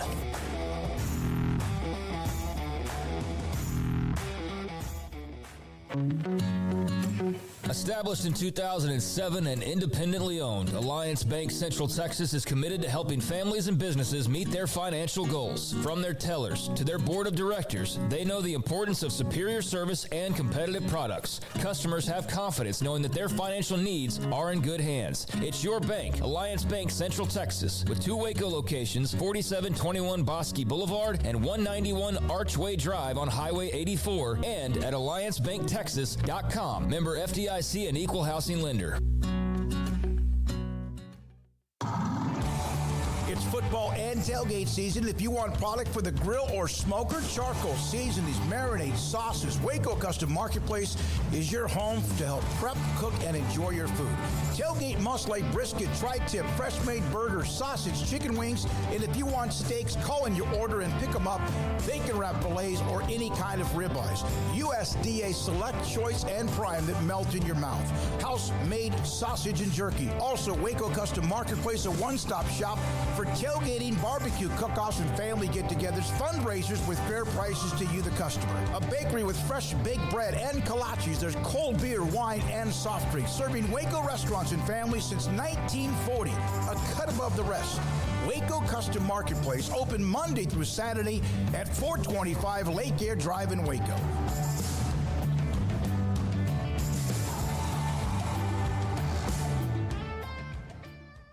Pizza, burgers, and Bears football. There's no place around Waco that serves them all other than Bubba's 33. Come show your green and gold and enjoy some of Waco's best food and beverages while watching your favorite team, the Bears. When real Bears fans get hungry, Bubba's 33 is the #1 spot for ice-cold drinks, hand-stretched, stone-baked pizzas, and bacon-infused burgers. Join us for indoor or patio dining. Bubba's 33, Waco's restaurant and proud supporter of Baylor Bears football. Sick 'em, Bears. This is 365 Sports. Text us at 254-339-1122. The text line is sponsored by Riverbend Liquor and Wine, with the most extensive variety of craft beer in Waco. A hidden gem on Lakeshore Drive and 19th Street. We appreciate your time every single day.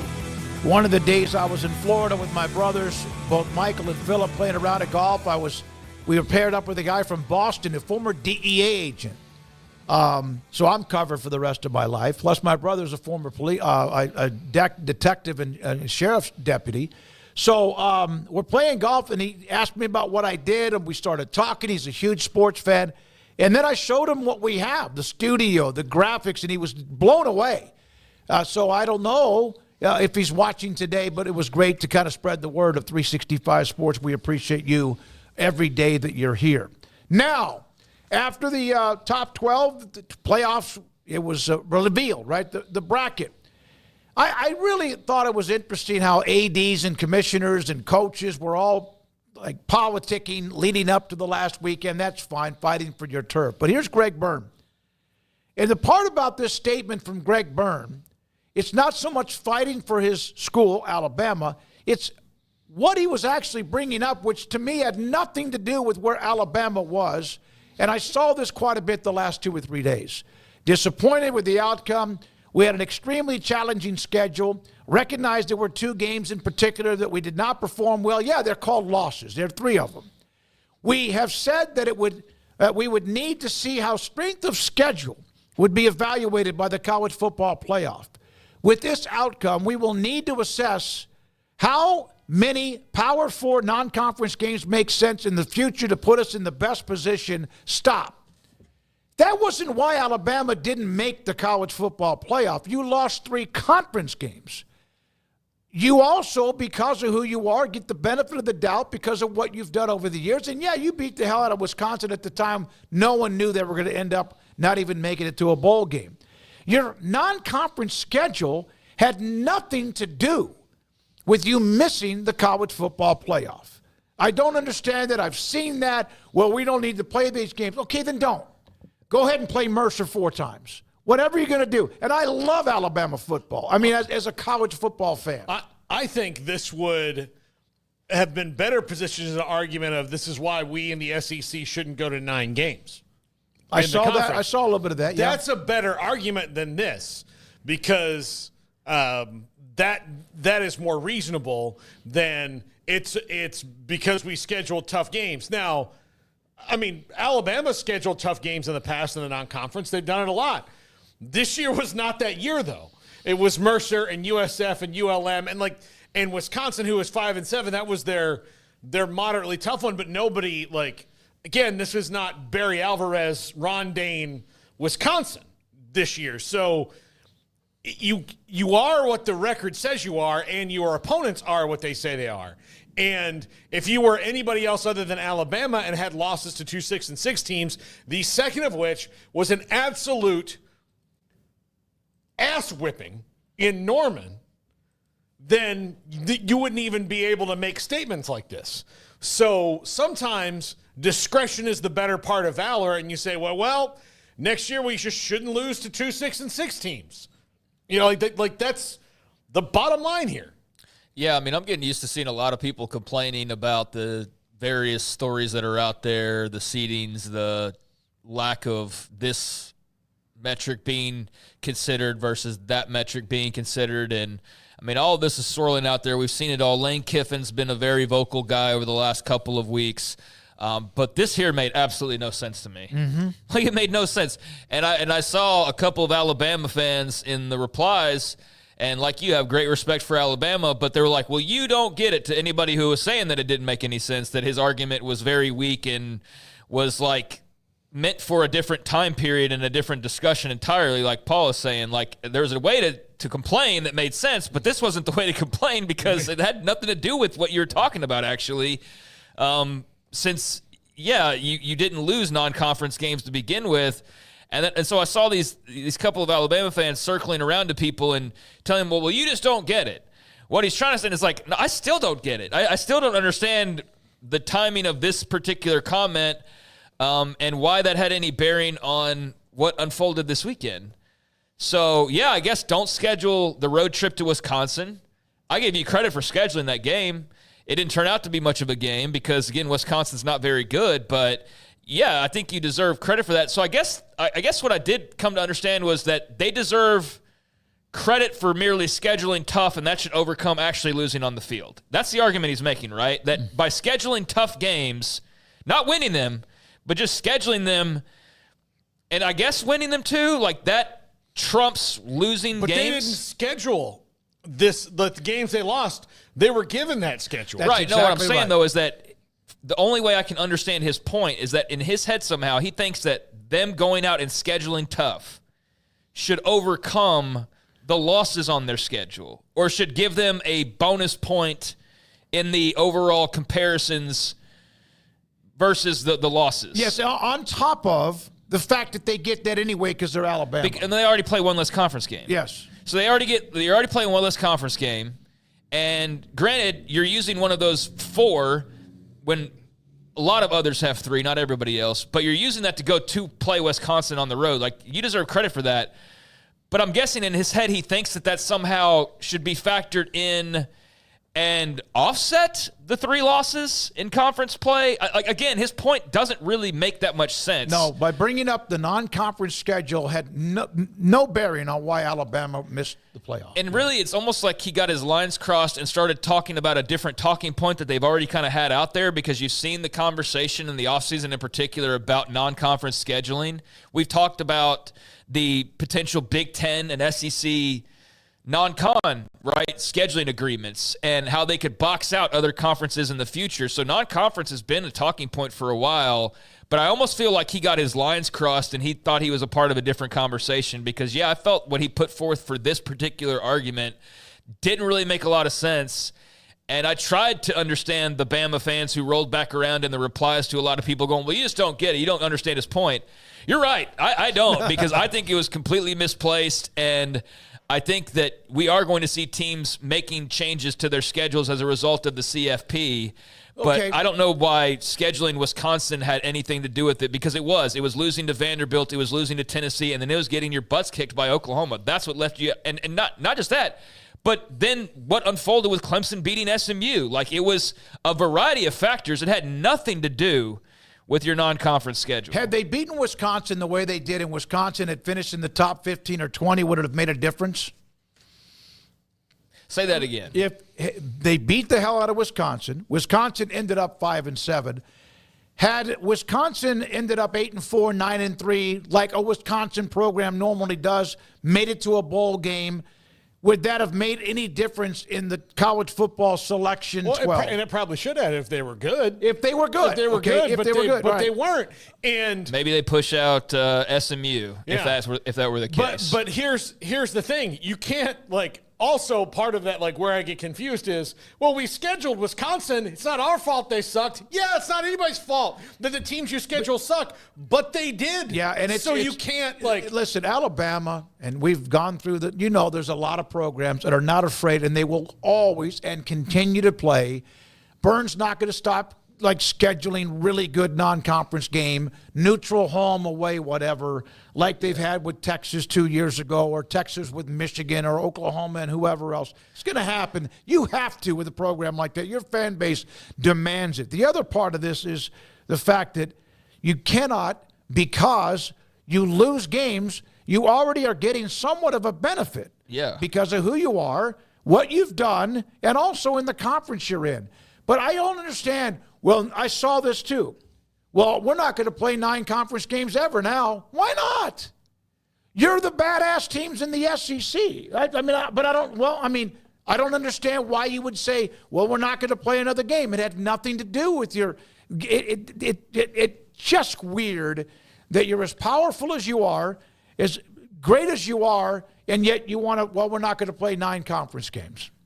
Well, I mean, it's a completely different topic than what he's actually talking about, but we all know that other topic you just brought up, it all revolves around money, right? The TV networks say, here's a bunch of money to go play 9 conference games. They'll do that. That's a different argument. But to your point of what I think you're trying to say, if you're big, bad, and mighty, you'll take on all comers. And I think that's the way they portray it. I don't know. I don't want to get caught up in the anti-SEC thing again because it just gets tiresome. But they do provide you a lot of ammunition. That's the hard part, is that you've got Lane Kiffin one day saying this, and then you've got Greg Byrne over the weekend saying that. And it does feel like there's just complaining that goes on, even though you're already sitting there on top of the pile of gold already with everything at your disposal, and like one thing doesn't go your way, and all of a sudden it's like, oh, well, the whole system needs to be completely changed to further benefit us. And it's like, how much can it further benefit you than it already does, man? So that does get tiresome. I just think this was a massive whiff by Greg Byrne. I think that the responses to this show that. I think that everybody's lack of really understanding what point he was trying to make shows that. And I think that he misread the temperature of the room, or maybe didn't care. No, but either way, he did not have a point to stand on. I think he misread the room, and I think he may have seen other chatter, and in this case, somebody should have probably stopped him for a second. And he's a hell of a dude, a heck of an AD, but here's what my other part is. All right, before we went to 12, right, when there were 4, Alabama and those schools are going to have to play games like that. Did they not play those games before because it might be more of a loss and they're not going to win a national title? No, they're playing games like that. They're going to play games like that. And Alabama is not going to stop having one nice, really good non-conference game, nor will most everybody else inside of college football's high level or not. Now, Jim Nagy, he runs the Senior Bowl. We know him. We've had him on the show. He's a heck of a guy, but he misread the room. As someone with access to college tape and staff of 11 former NFL scouts that logged hundreds of hours evaluating college football season, it's easy to see why the SEC coaches are upset with final playoff bracket. Based strictly off future NFL talent, Alabama, South Carolina, Ole Miss, throw in Florida, A&M, LSU, etc. I didn't know that the college football playoff Final 12 standings is based off of talent you have that might go to the NFL. What the hell does that have to do with anything? Yeah. And I like Jim.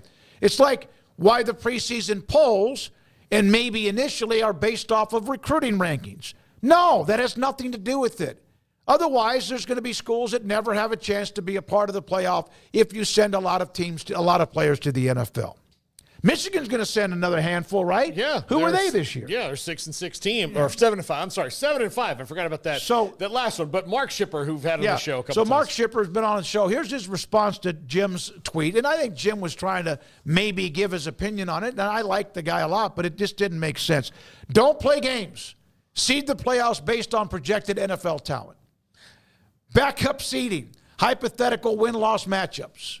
Repeat irrational, indefensible claim that a difficult out-of-conference schedule, Western Kentucky, South Florida, and Mercer somehow led to a 9-3 team being left out of the playoffs. It's almost perfect. You'd have to include the road trip to Wisconsin. I mean, that is the biggest game on there. But, yeah, the other 3 are not exactly world beaters, and I think Mark, did what a lot of people were probably thinking of doing or we're hoping that somebody else would do and point out the flaws in logic there. Jim Nagy's been on this show a lot of times, does a great job with the Senior Bowl, but yeah, chalk this up as another one of those hypothetical arguments or just arguments that don't make a lot of sense for the sport that we actually cover. I do feel like there's a lot of people that want this to be the NFL in the worst way. They want AFC, SEC, and NFC Big Ten, and they want things like that to matter, I guess. NFL talent versus the actual wins and losses. I feel like I'm following a different sport. I feel like I'm a fan of a completely different sport. I'm adjusting to all the things that are happening now. NIL, no problem. We've gotten past that. Expanded playoff, great. There's still these battles to wage about the importance of conference championship games. I think this weekend was not a sign of why you should get rid of them. It was a sign of why they're awesome. No, absolutely. And why they're great. Yep. And I think I'm very much anti getting rid of the conference championship games right now. But then there's these types of discussions that I just feel like I'm living in a different universe from other people sometimes. Of like, do we even cover the same sport? We clearly don't like it for the same reasons, because you like it just to see like NFL talent and teams that are loaded with NFL talent. Probably because that's your job. Like, I could see why that's appealing to Jim Nagy, because his whole job is scouting NFL talent and getting guys ready to go to the pros. So if that's what he wants college football to be, then great. But yeah, let's just get rid of the regular season. Let's just take the recruiting rankings, because those are never wrong. And let's go just apply those, and let's seed the playoffs based on recruiting rankings that are always right.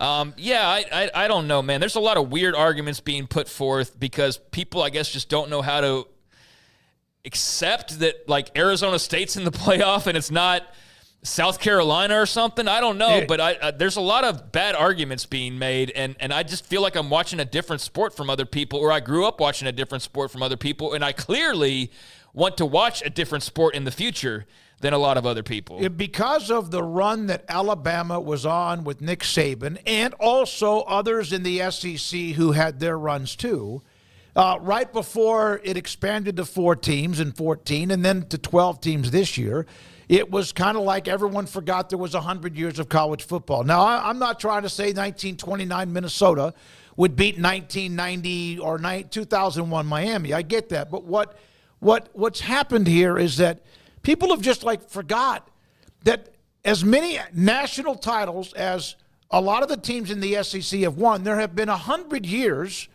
of others winning national titles. College football can survive. Yes, college football can survive if Alabama or Ohio State or Michigan or whoever else don't win the national title or play for it this year. It's going to be fine.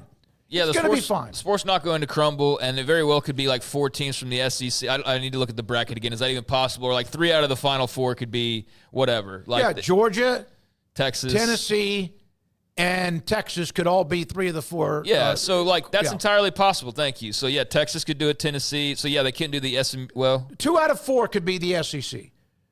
Yes. 2 out of the Final 4 could be the SEC. 2 out of the Final 4 could be the you could only Big Ten. Yeah. Actually 3 out of the Final 4 could be Big Ten. Penn State, Indiana, and Ohio State. So they've actually got a better draw in that regard. But yeah, it does get tiresome. Again, that's why I feel like sometimes I'm watching a bit of a different sport than other people. The NFL guy wants to see things based on NFL talent. The SEC guy wants to see more SEC teams. Everybody's biases are just playing out.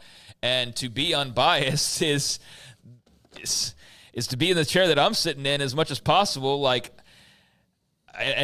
don't know. I feel like I'm living in crazy world sometimes with some of these arguments being put forth, and it's just bad faith, and it's not even like a good, like the 2 we're mentioning in particular, like really don't even have great ground to stand on either. But that's where we are, and like I think that they stood out to me is when people talked about the expanded playoff. They talked about how it was going to devalue the regular season, right? It's going to devalue every Saturday. Any given Saturday, every Saturday means something. I feel like the regular season was as hot and popping as it ever was before. And yes, Alabama got to take an extra lump, or Georgia took an extra lump. And in the case of Georgia, it didn't affect their stock. Well, they won the freaking SEC championship. So, I think that they worked their way in there. They beat Texas twice.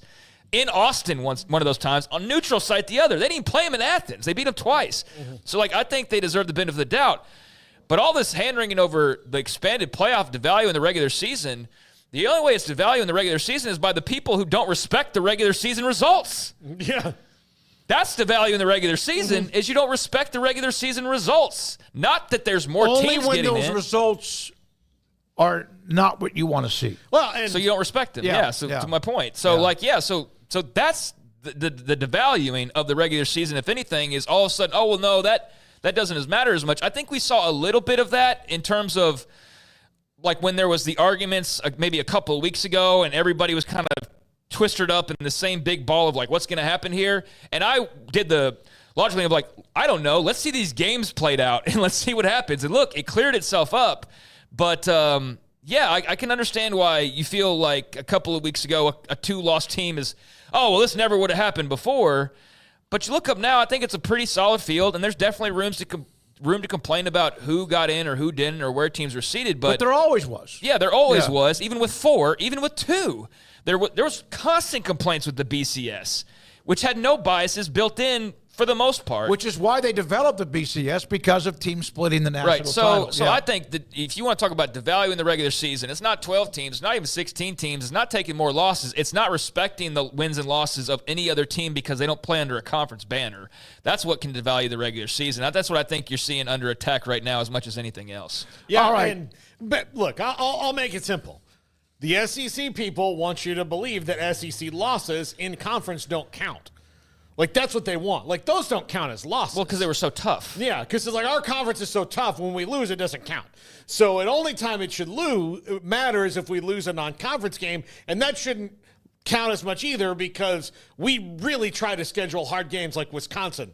They don't matter because look how tough our conference. It's like a never-ending cycle of. So that's what has to stop. And the other thing is, if they would stop doing this nonsense, we could stop this ridiculous tribalism about it and just enjoy the teams that are good and the ones that are mediocre and the ones that are bad, and we could just judge it all on, hey, here's who you played, here's what your record is. Yeah, I agree. I know it's impossible. No, I agree with a lot of what both of you said and what I had to say that led to what both of you were talking about. By the way, super chat from Kim Coulter.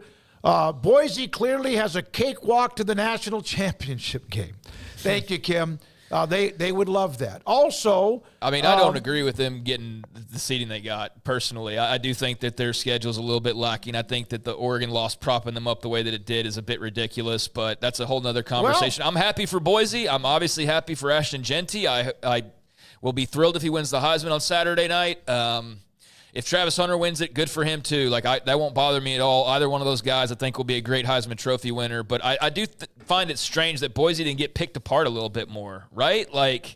Everybody just accepted them as though it was just this automatic. Indiana escaped being picked apart really the last week or so, right? Yeah, but I just felt like Boise in most years, they're not getting this benefit of a doubt. It was almost strange how much they were just like, here's your walk. And granted, they got to beat UNLV. They've got to win the games in front of them. But their schedule in comparison, but then like Brett pointed out, you get into Indiana, you get into Texas, you get into this never-ending argument. But I'm not saying that like it was a bad thing.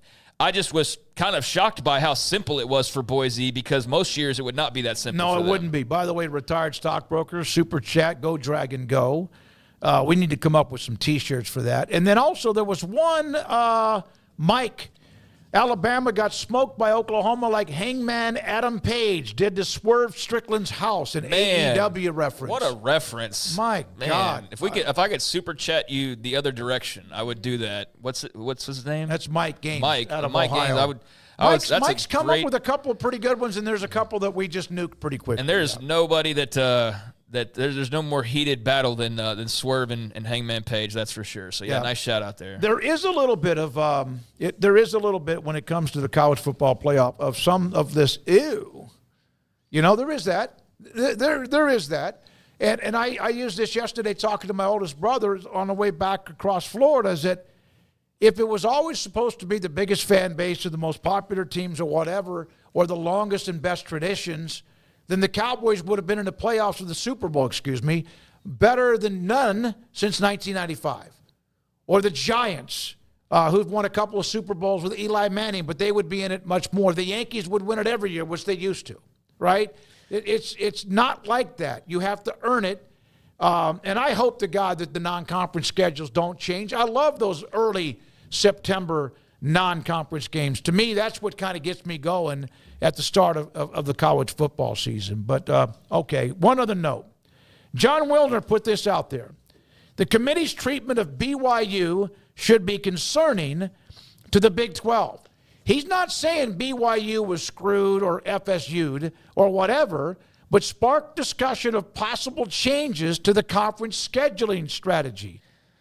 This is from John, who covers the Big 12 and the West Coast as well. We've had him on. I hadn't had him on a while, but that was his tweet. You guys, what do you think?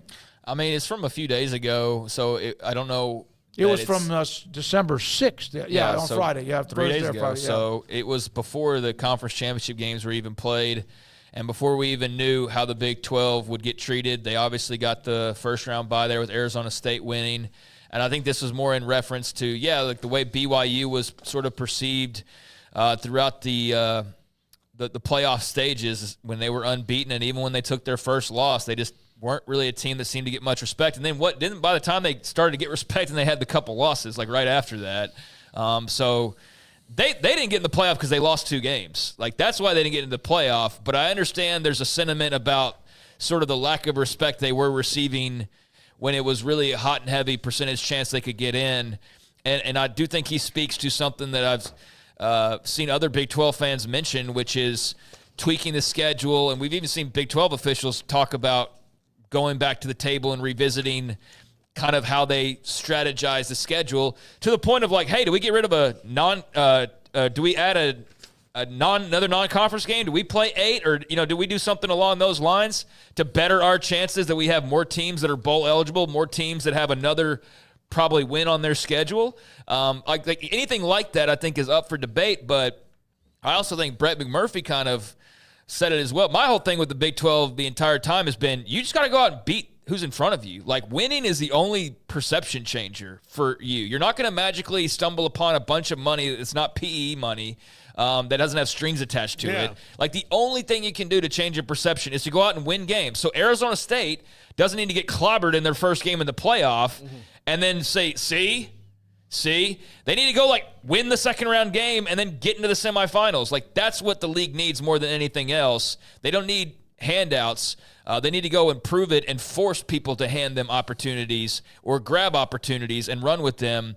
But like Brett was saying, I think the Big 12 more than anything, it's not like the schedule. Like, yeah, BYU and Colorado didn't meet up in the regular season. We'll get to the bowl game and all of that. And this matchup didn't happen, or Iowa State avoided these teams, or whatever little combination of narrative was out there.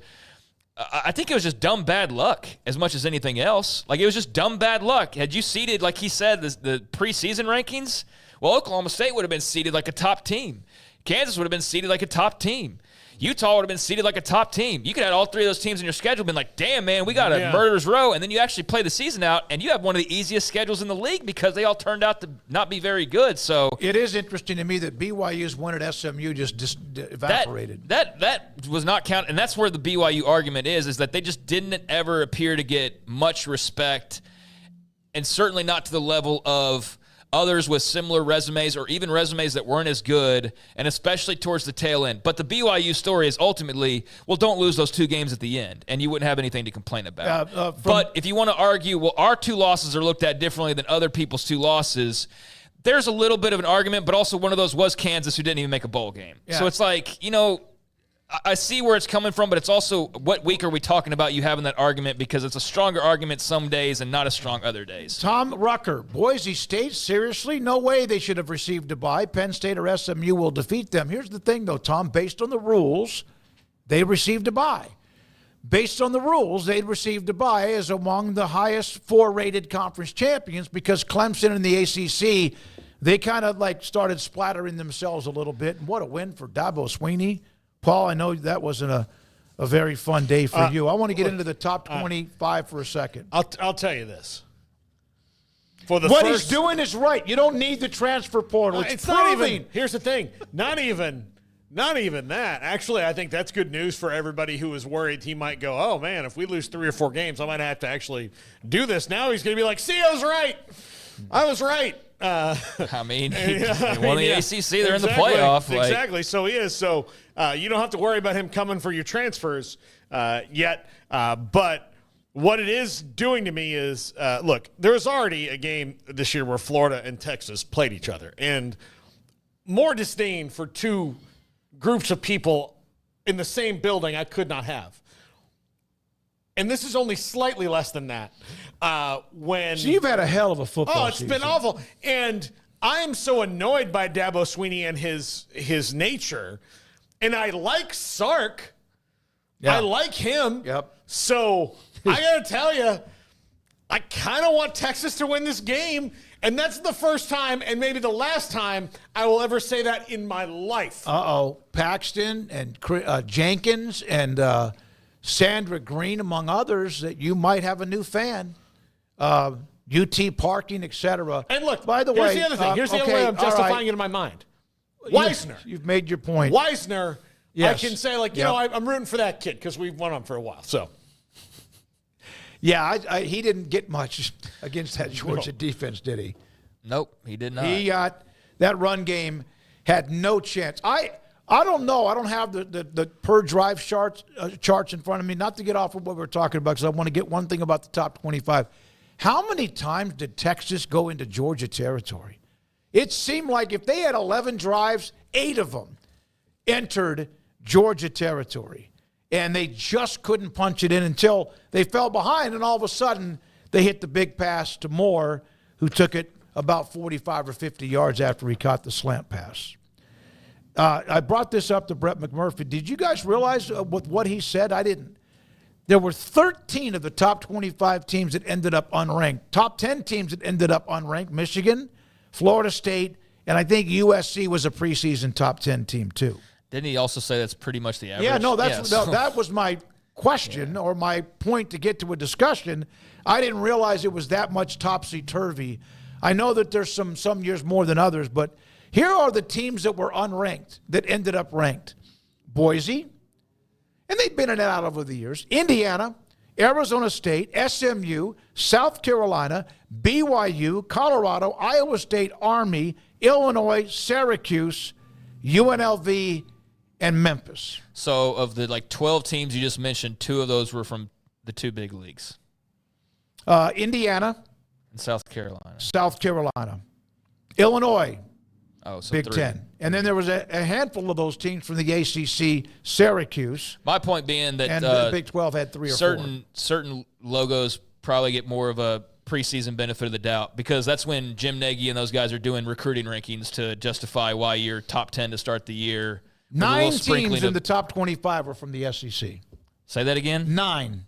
Yeah. That fits. I think that a lot of teams that aren't in those leagues didn't get the benefit of the doubt. That's the point. And so, that's not surprising, because that's just pretty much everything. Here are the SEC teams that were ranked in the top 25 that did not end up. And how many of these were just completely big misses? Oklahoma, no doubt.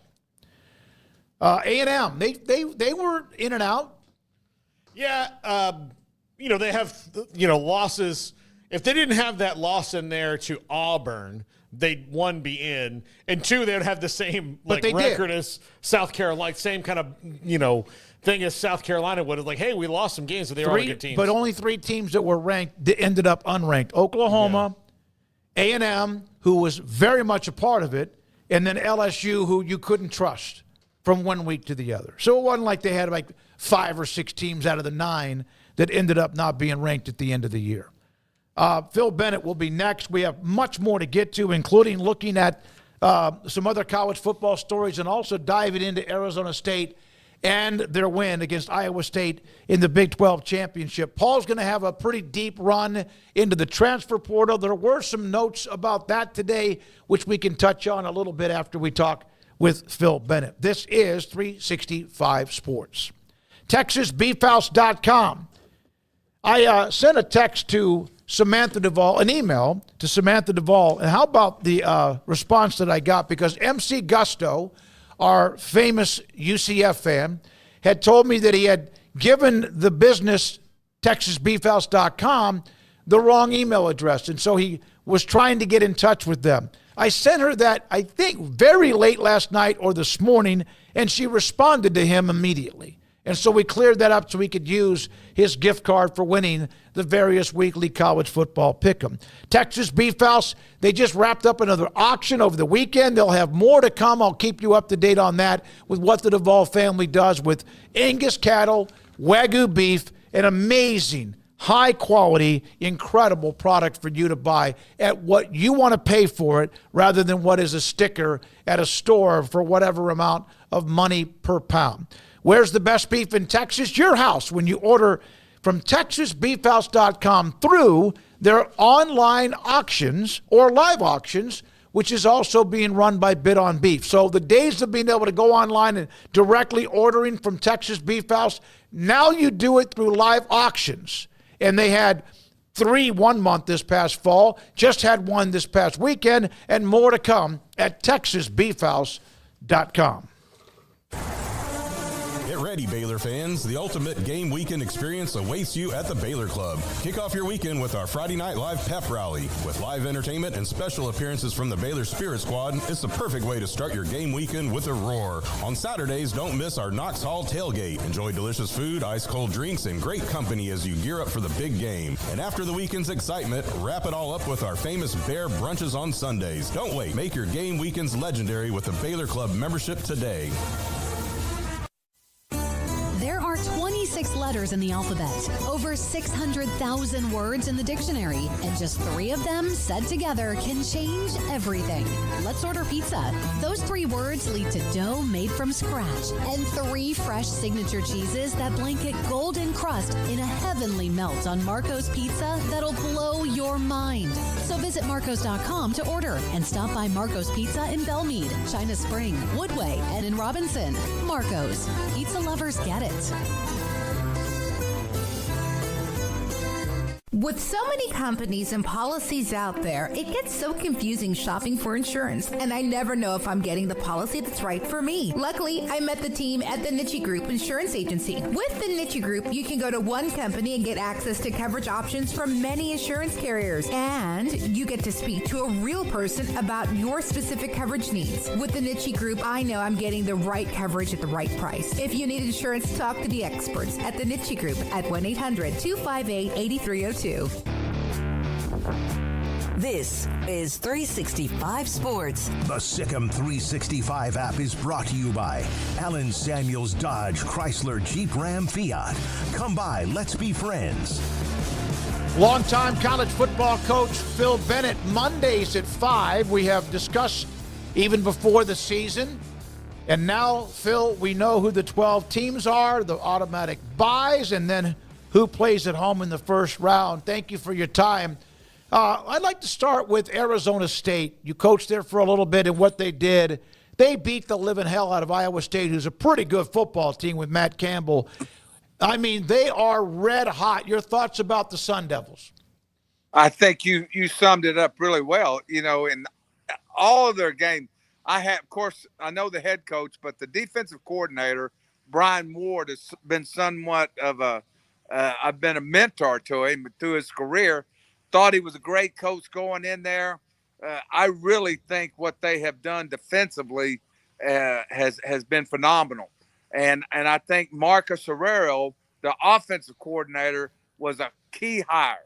I think the head coach saw after last year that he didn't fit with Baldwin. He immediately made a change, which I thought was wise. And I think those 2 coordinators are really keeping it together and doing a heck of a job. Phil, that was a game that early on Iowa State, looked like it was going to be back and forth. Is it just that a guy like Cam Scatterbo can be so demoralizing to you and just a matchup nightmare that now you're all worried about him and then Sam Levitt can go feast? I thought last year when I watched him, I said, who the hell is this guy? and he reminded me of the kid that was at Missouri last year, who I think made an NFL roster. But he was thicker, maybe as fast. And somebody said, he's from Sacramento State. And, every time I watched him, he was dynamic last year. This year, I mean, he has gone to another level. I don't know if y'all have seen this, but did you see his high school, the best run of his high school career? My God, yes, I did. I think everybody on the team, on the opposing defense, had 1 or 2 chances to tackle him and couldn't get him down. I don't know if I've ever seen a better run. And they were getting on him about the Heisman pose. I don't care who this year, the kid at Boise, the Colorado guys, none of them have outperformed what he's done for a team that was picked last. And by the way, I have to ask you, David. Yep. What was your vote on them? Oh, I had him 10. I had him 16th. I had him 15th, Phil. I saw something. I had Colorado around 10, 12. No, but I had him 16th, dead last. Not even. I don't even think maybe Cincinnati was 15th. Wow. Yeah, I just don't think that. I think in the portal era, and especially in the Big 12, where everybody is so eye level with each other, I think it's basically like pulling names out of a hat sometimes. You just don't know who. Like, how did we know Sam Levitt was going to be as good as he was, or all these transfers were going to hit, or the schedule worked out the way that it did? But yeah, it's a great story that they went from 15, 16 to 1. That's incredible. The other championship games. I think probably every college football program in America leads off with the SEC and Big 10, but we just led off with the Big 12, so I'm going to go to the ACC and really do it differently here. You know SMU pretty well as well. What a fight by them. Clemson gets the win. Your thoughts on how that all went down, the showing from Rhett Lashley and the Ponies, and Dabo and the Tigers are kings of the ACC once again.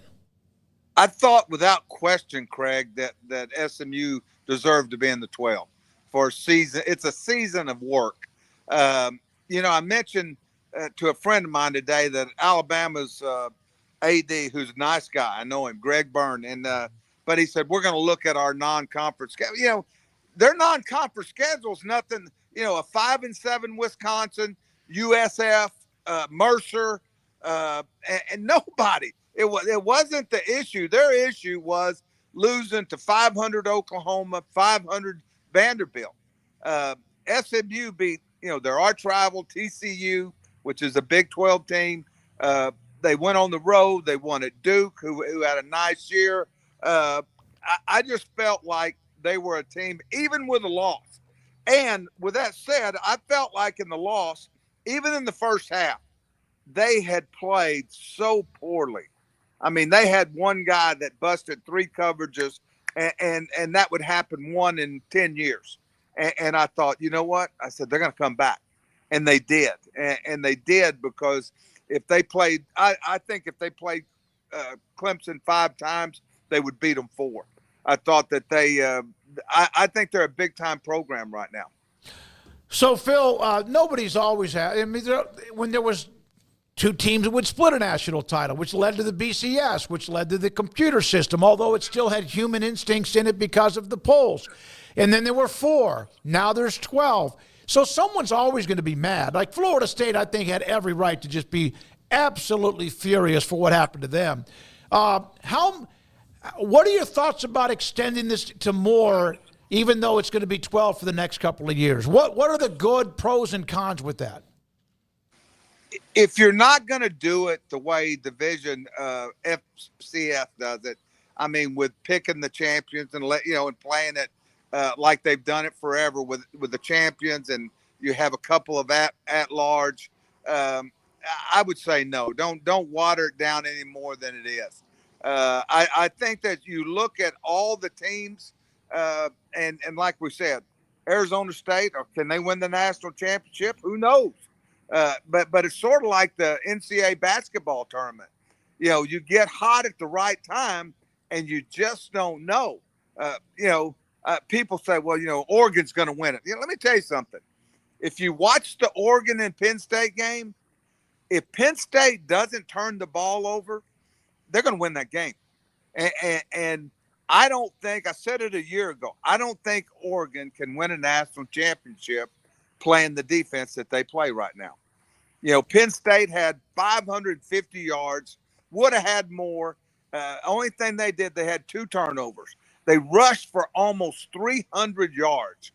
You're not going to win the national championship giving up 300 yards. So with that said, somebody I believe is going to beat, or I don't care if they've got to bye. I think somebody's going to beat them because I don't think they're good enough defensively to be a champion. I could be wrong, but if they do, they better score every time they get the ball. Phil, what would you say are the flaws that Texas and Georgia have? There was an extremely physical game.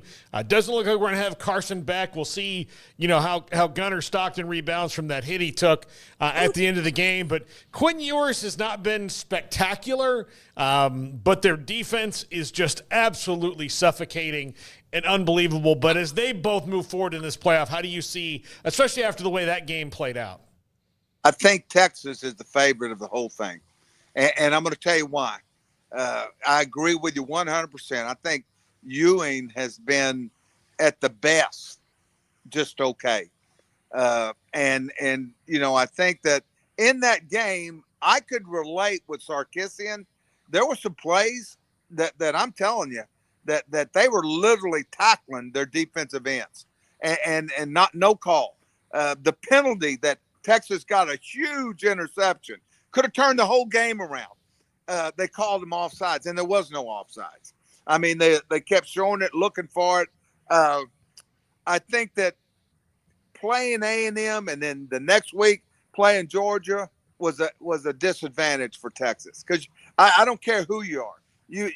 It's hard to stay at that level, to play a rivalry game and then go back and play a team that had beat you earlier in the season. I think Georgia, it's going to be interesting. I think Kirby does a great job. He gets his kids ready to play. I think it's obvious they're not as talented as they've been, but they still find ways to win. And I think with that, I said that earlier, I think that Texas, with the path that they have with Clemson and they're on out, that they have a chance to take this thing. Yeah, they have Clemson. If they win, they have Arizona State, which would be the next round, which would be kind of a fun matchup. Although, Texas couldn't run the ball. After they had gashed A&M, they had nothing in the run game. Wisner nor anyone else, they had nothing. It seems like they have all these double-digit yardage plays, passing, Ewers, whoever, and yet they come away empty. Right. Like over and over. Like I don't know how many times they were in Georgia territory. I want to guess 8 or 9 times. Yeah, they did not play very well in the red zone. I want to say that they had almost 200 more yards offense than what Georgia did, and it's that old saying. It's where you get those yards that matters. And my son coaches an Incarnate Word, and they played Villanova in the playoffs in San Antonio. They had 478 yards offense. Villanova had 138, and it was a 13-6 game. So yards are one thing; they're stat, but scoring is the key. But your son and the Cardinals are moving on, aren't they? Yeah. They're going. I'm in there right now helping them with a little bit of game planning. Jim Gush and I've been talking. They've got South Dakota State, so that's why my eyes are a little bit swollen right now looking at a computer. Gotcha. And probably looking at how good South Dakota State is too, because aren't they like the 2 times defending? Yeah, they're real good, well coached, good players. So, Coach, I'm not sure how much you saw what was going on Friday with Mike Gundy, but a lot of reports started coming out that he and the school itself were kind of at a impasse. They wanted him to take a pay cut, and there's a lot of back and forth going on. They've resolved it appears, and he is going to be back in Stillwater for at least one more season. How thin is the ice, you think, in a situation like that? I mean, he's had problems in the past with different. I mean, he's been there so long, you're bound to, but. It just feels like a round peg in a square hole right now with them. Is that tenable, that situation, you think? Or when you start to have public arguments like that, does that eventually lead to an exit sooner rather than later, in your opinion? Craig, they have that saying that I don't care who you are. At some point, they're tired of you. And I think that's the case. I think that the people, he's done a wonderful job there. You can't deny that. But I think he has got a frustration level that he expresses. I think some of the people who are in charge don't like it. I think he sort of made a power play. Well, I've been here. I've got a 7-year contract. You owe me, and my sources told me that they felt like they could fire him with cause. How that happens, I don't know. But, I don't see it going much longer than this year. He had some really good coaches on the staff. I've played them many times. They've done a great job, and it looks like they're fixing to blow the thing up, and new offensive coordinators bringing his guy in, new defensive coordinators bringing his group. And I think it very much could be the end of an era. Yeah, that'd be tough, especially the way the year ended. Let me ask you, Baylor and LSU. LSU might end up with a lot of players who opt out. That also has a big impact on a lot of these bowl games, which I don't like that part of it, but it's a part of it. But LSU with a team that at times you just salivate over who they have, but they've been inconsistent. Baylor is hot. Your thoughts about this game? They also have about 15 guys who are not going to play in this bowl game. That's what I just mentioned. Sorry, yeah, that's okay because we don't know exactly how many are going to opt out, which could affect a lot of things. Yeah, I think it's a great draw for Baylor. Baylor's in the prove-it stage right now. They're going to have guys wanting to play, and I don't care if they, I watched LSU enough. I watched them against, Baylor would beat them. I was hoping they would play A&M. I wanted to know Southwest Conference rivalry, and I think Baylor will prepare like they want to be the Texas Bowl champion, and I think they will get after. I still don't think LSU is sound defensively. They're erratic on offense. They don't have a running game. Play a little bit of pass defense, and Baylor's going to be the Big 12. Texas Bowl champion. You weren't a part of the staff. You weren't there when they lost to Illinois in the Texas Bowl. No, were you? No. Norwood was the defensive coordinator. After that game, I tell that story. Yeah. I was going back I was the interim head coach at Pitt, and the next day Art called me. I went to the game though, and I drank Bud. I drank Bud Light. This is a true statement. I drank Bud Light or Bud Light lime in the end zone. It was raining like hell because my daughter played soccer at Baylor, my stepdaughter, Katie, and these guys sitting there, and I said, my God, why can't they line up right on defense and stop that stretch? Illinois had a running back that was killing them. Mm-hmm. And this guy looked at me. He goes, I don't know who the hell you are, but you act like you know how to stop them. I said, I do. Paul, you hear what he said? Yeah. In the pregame tailgate, pouring down rain, drinking a Bud Light. Remember, we had to walk from our setup like about a half a mile to get to the stadium. It was miserable. I was miserable. I was angry. You got there before I did, and nobody would drive me over, so I had to walk in this pouring rain. No one at the stadium knew where I was supposed to go, and I was ready to punch someone. And I sat in the air conditioning in the press box just freezing while he laughed at me the whole time. It was a torrential rain. Now, I'm going to tell you, Katie brought a bunch of soccer players here. They spent the night. They raised hell all night. And the next day, my wife she goes, let's go watch the Baylor game. I said, Julie, it's raining like crazy. And then this is how she got me. She goes, we can go to Papa Do's before the game. And I said, okay. And we go to Papa Do's, and swear to goodness, the next day, I'm driving back to the airport. This is why you never know what's going to happen. And my phone rings. I pick it up, and he goes, how's my birthday boy? Oh. I said, hell, I was at your game yesterday. He goes, no, you weren't. I said, yeah, I was. And the rest is history. Illinois had a defensive lineman, too. Yeah, they did. The Jet, or so I don't know. He was Legion, Corey Legion. Yeah. He was just eating them up. But the running back had balance, strength, power, and Baylor had no chance. So my question then to wrap it up with you. Next year, you guys made the run with RG3 and obviously explosive. You went down to San Antonio and you had that shootout with Washington. Yeah. How much does a bowl win mean to a program? Now, Baylor had the Sugar Bowl win in 2021, best year ever. But how much does a bowl win for a young team who's trying to build again help besides the number of practices? I thought many times, I've thought about that game. And I told you this, we were not very talented. We didn't have a lot of depth, but we found a way. We created, defensively, I took more gambles that year than I've ever taken. And we found a way. Well, I think did we win 10 or 11 games that year? 10-3. 10-3. 10-3, yeah. And in that game, I can tell you,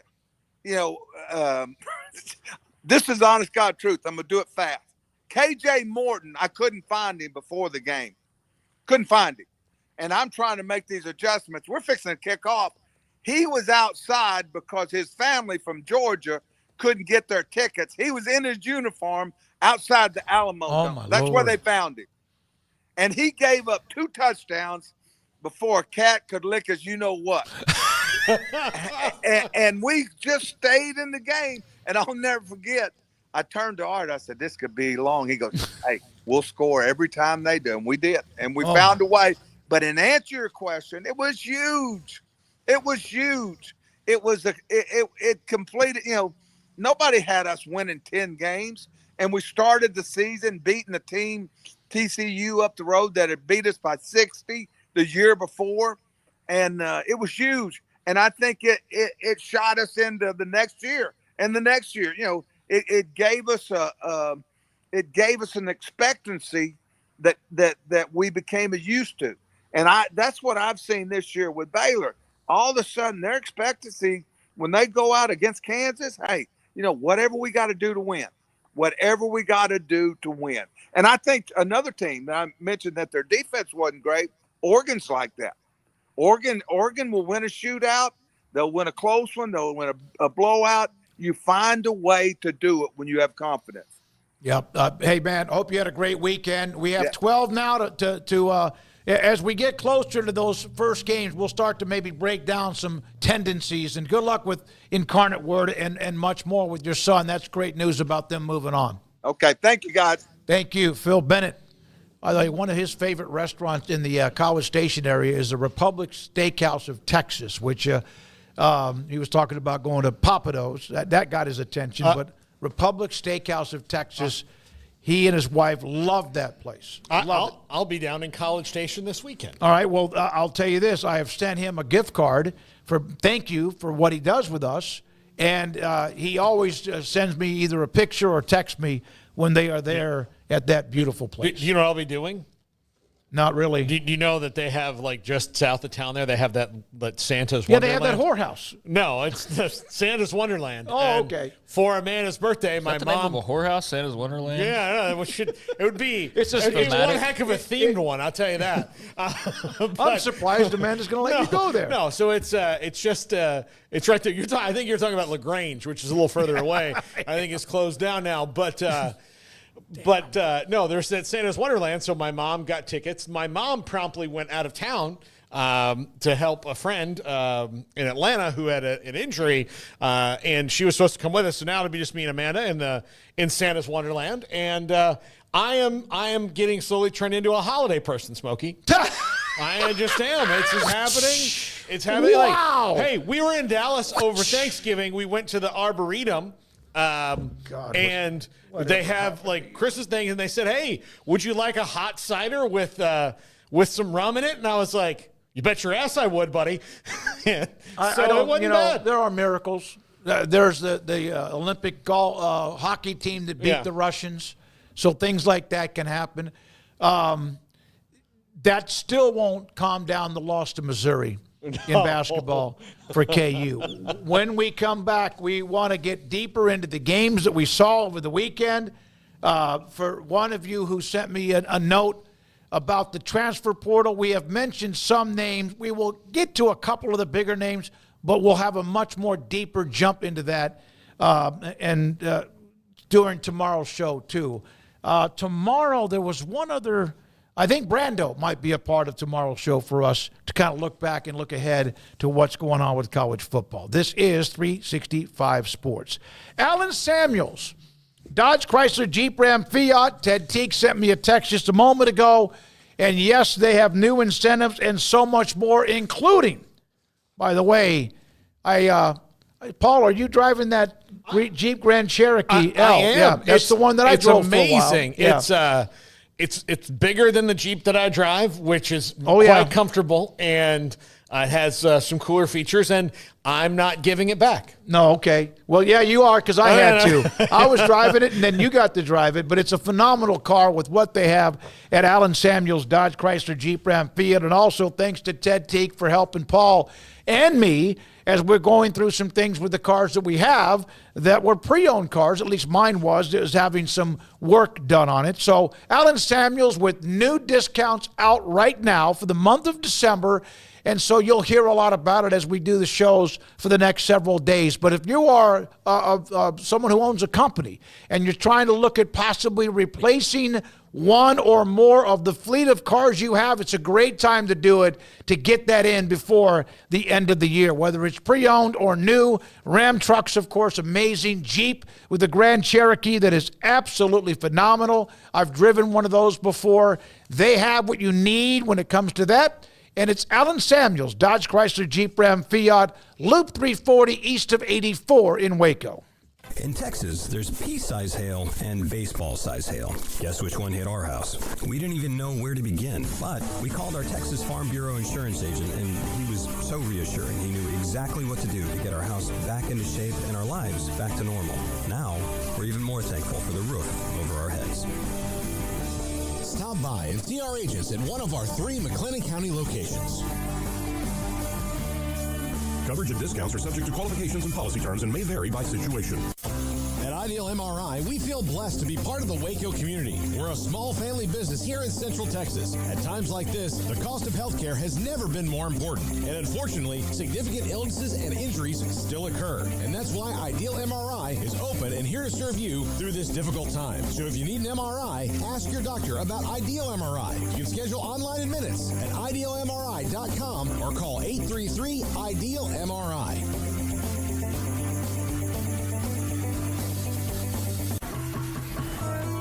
When you work with a bank, you should expect the best of everything. That includes face-to-face personal service and the kind of community banking care that only comes from one neighbor to another. That's exactly what you'll get from the First National Bank of Central Texas, where you will know your banker works just as hard as you do. Once again, that's the First National Bank of Central Texas. Settle for nothing less than the first. Member FDIC.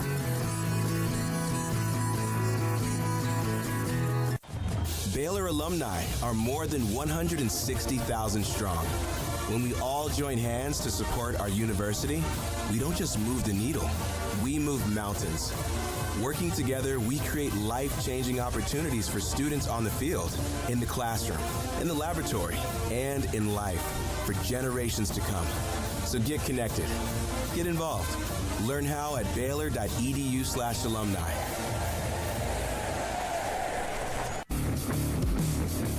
This is 365 Sports, powered by Sikkim365.com. This segment is brought to you by Bud Light. Enjoy the smooth, crisp taste of Bud Light beer. Easy to drink, easy to enjoy. We're going to go over some of the Big 12 games. There are 9 teams that are playing in 8 bowl games. You go, how is that? I had my son-in-law, Daniel, text me that last night when I was on a flight back from Tampa to Dallas about, well, why are Colorado and BYU playing? And it's a very simple answer. When the Pac-12 dissolved or all but evaporated, and they still had a lot of commitments to bowl games, what they did was they take the 4 teams that bolted, in the case of Utah, Arizona, Arizona State, Colorado, and they're a part of that pie that can help fill bowl games. And so BYU and Colorado did not play this year in the Big 12, and so they're now going to be a part of the bowl game. We'll get to that in just a moment. There are Paul's going to. I've mentioned this 2 or 3 times on the transfer portal, but a couple of the names: Chandler Morris out of North Texas is entering the portal. We've mentioned Isaac Wilson. Darian Mensah, Tulane quarterback, is entering the portal. And this one here kind of caught my attention. Ishmael Mahdi, really good. We've brought him up. Craig, you brought him up from Texas State. He also has entered the portal. And a local kid, Darian Gullett from Marlin High School, had a knee injury his senior year in high school. Texas is in the transfer portal, and so he is looking for a new home. But you like Mahdi, right? Yeah. Something was weird there, though. Yeah, he didn't. Because he had a really, really big year a year ago, and I have emails to show that I was officially conducting the Ashton Genty train before like 99.9% of America that doesn't live in Boise, Idaho. Mm-hmm. And one of the arguments I remember getting into last year was actually Ashton Genty versus Ishmael Mahdi. And the fact that I guess one of the voters on the awards committee didn't understand special teams yards don't count for an Offensive Player of the Year award. And they were comparing Mahdi to Genty as far as total yardage. Well, Genty's was all offense. And Mahdi's was comparable, if not a little bit better, but it also included special teams. So his was not the same criteria. He had special teams counted in. So I was very well aware of Mahdi, had him on the Earl Campbell list a few times, and he had a really big year last year. And then I had that conversation, and he was deserving because we were trying to whittle down the list. And I think Mahdi just missed out because in part of the fact that some of his yardage was special teams, so it didn't count. So anyways, I knew a lot about him, had watched him and all that stuff. And so this year was prime for him to be a big-time player in the Earl Campbell Award, along with Ashton Genty once again, and along with all these quarterbacks, Shedeur Sanders and Cam Ward and all these other Texas guys. And all those guys, Shedeur, Cam Ward, Ashton Genty, all those guys have been a part of it throughout at multiple different points, multiple different weeks. Those guys have been on list. And I think Ishmael Mahdi maybe made one like the entire year, maybe, off the top of my head. And he used to be like almost annoying. Like we can't give it to him every single week. Like every week he's got big numbers. Like we have to whittle this down. And then he just was non-existent this year. And I say all this to say, when we interviewed G.J. Kinney, I asked him about Ishmael Mahdi. And if you go back and listen to it now, like just the whole response was, it was nothing like nefarious or harrowing or anything like that. It was just like, it wasn't as emphatic as I expected it to be. Does that make sense? Like I just thought, like, well, that wasn't as glowing as I thought it would be. Yeah. And so I just, right in that moment, I was like, I wonder if something's going on with him. Like his production's way down. Like GJ didn't sound like over the moon about the guy. Yep. And so I don't know what happened there. And now he's in the transfer portal. So if he can be the guy from 2 years ago or last year, then hey, that's awesome. And he's still a good player, don't get me wrong, but there was a noticeable drop-off this year. So I don't know what occurred in San Marcos for that reason, but good luck to him. I'm sure he'll have some people that come after him because he was super productive. He really was. Darian Gullett's a young man that played here locally, and as I mentioned, he was playing basketball entering his senior year, like after the state track and field meet, and he tore his ACL playing basketball. So he is transferring. Also, his former teammate, Bledsoe, also at Marlin, also has entered the transfer portal. John Tate Cook official. But a lot, again, the full list tomorrow. Now, Arizona State just beat Iowa State and made them like it. I mean, that game was a blowout. Arizona State needed to win the game or Iowa State to get into the playoff, but that game was emphatic for a team that just kind of was there. No one thought much about them. I wouldn't pick against them, although they're going to have to play Texas or Clemson, but they are a team right now on a mission. Yeah, it's been really cool to see them turn into such a Cinderella story from 15th, 16th in the Big 12 preseason poll. Were they 16th officially? Mm-hmm. Okay. I think so, yeah. I thought, and it was them and Houston duking it out. I couldn't remember the exact poll No, they finish. were 16th, yeah. Okay. Yeah. And I said this earlier in the year. I'll say this again. I think that just had to do with just not knowing enough. Like, the only thing I really knew about them based off last year was really Cam Scadaboo.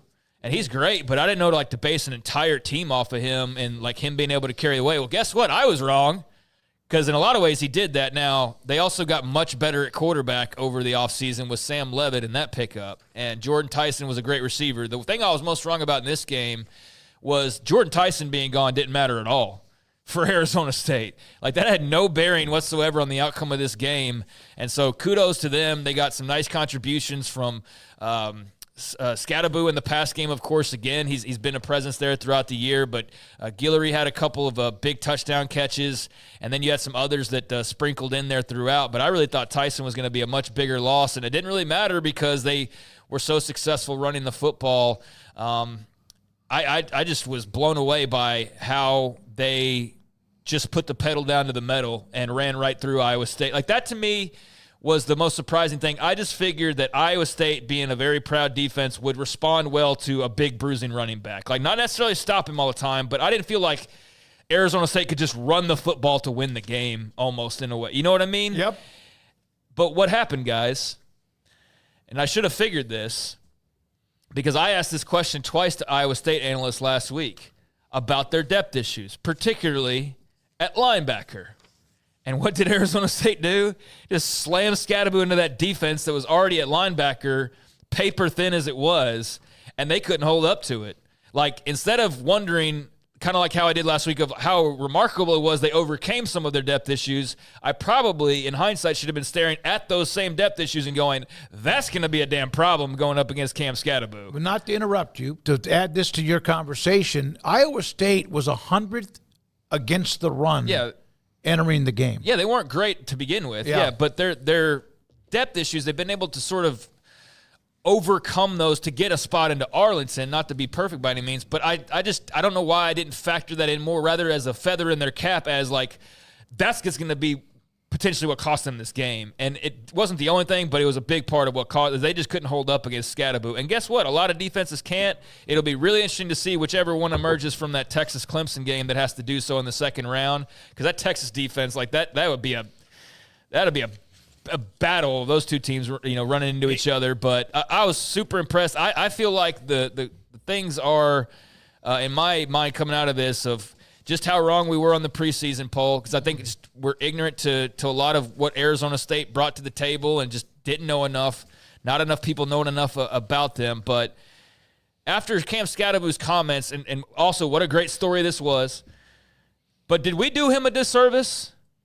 Did we, as Big 12 related media, do him a disservice when it came to the Heisman Trophy and not putting him out front a bit more and talking about him the way we talked about Travis Hunter and the way we talk about Shedeur Sanders and the way maybe other leagues talk about other guys? And I say this almost like a... I don't know. I think there's some that didn't even know who he was. Yeah. And I'm not speaking... That's a disservice. Us specifically, didn't talk... But, did the media do him a bit of a disservice by not putting him out front and putting him forth as a contender a bit more than he was? Because for the Heisman? Yeah. I think so. I'm going to say it. Look, that dude is unfreaking believable. And most years, and look, he's not going to win it, and I don't think, he would have gotten the votes. But if we're talking about guys who are the best player in their conference, best player in their position at the country, and in the Big 12 at running back, that's saying something, man. You got Devin Neal and Taj Brooks and all these guys. Yeah. You have a stacked conference, and he was just dominant. He receives the ball really well. Is he going to get the votes over Ashton Genty? No, but he's the biggest reason that they are where they are. And he was the biggest reason that every team had to figure out, do we just go out to stop him and see if this Sam Leavitt guy can do anything? And they didn't lose but one game with Sam Leavitt as their quarterback. Yeah, they were 11-1 with him as starting 11-1 with him as the starting quarterback. So if he plays against Cincinnati, this is a team that has one freaking loss. And then there's no conversation. Yeah, there's no conversation at all. Here's from Paxton. I didn't know who he was, honestly. I'm going to tell you this, that I did not vote until the weekend of games was over. And someone asked me, well, why don't you just vote after Boise State plays? Okay.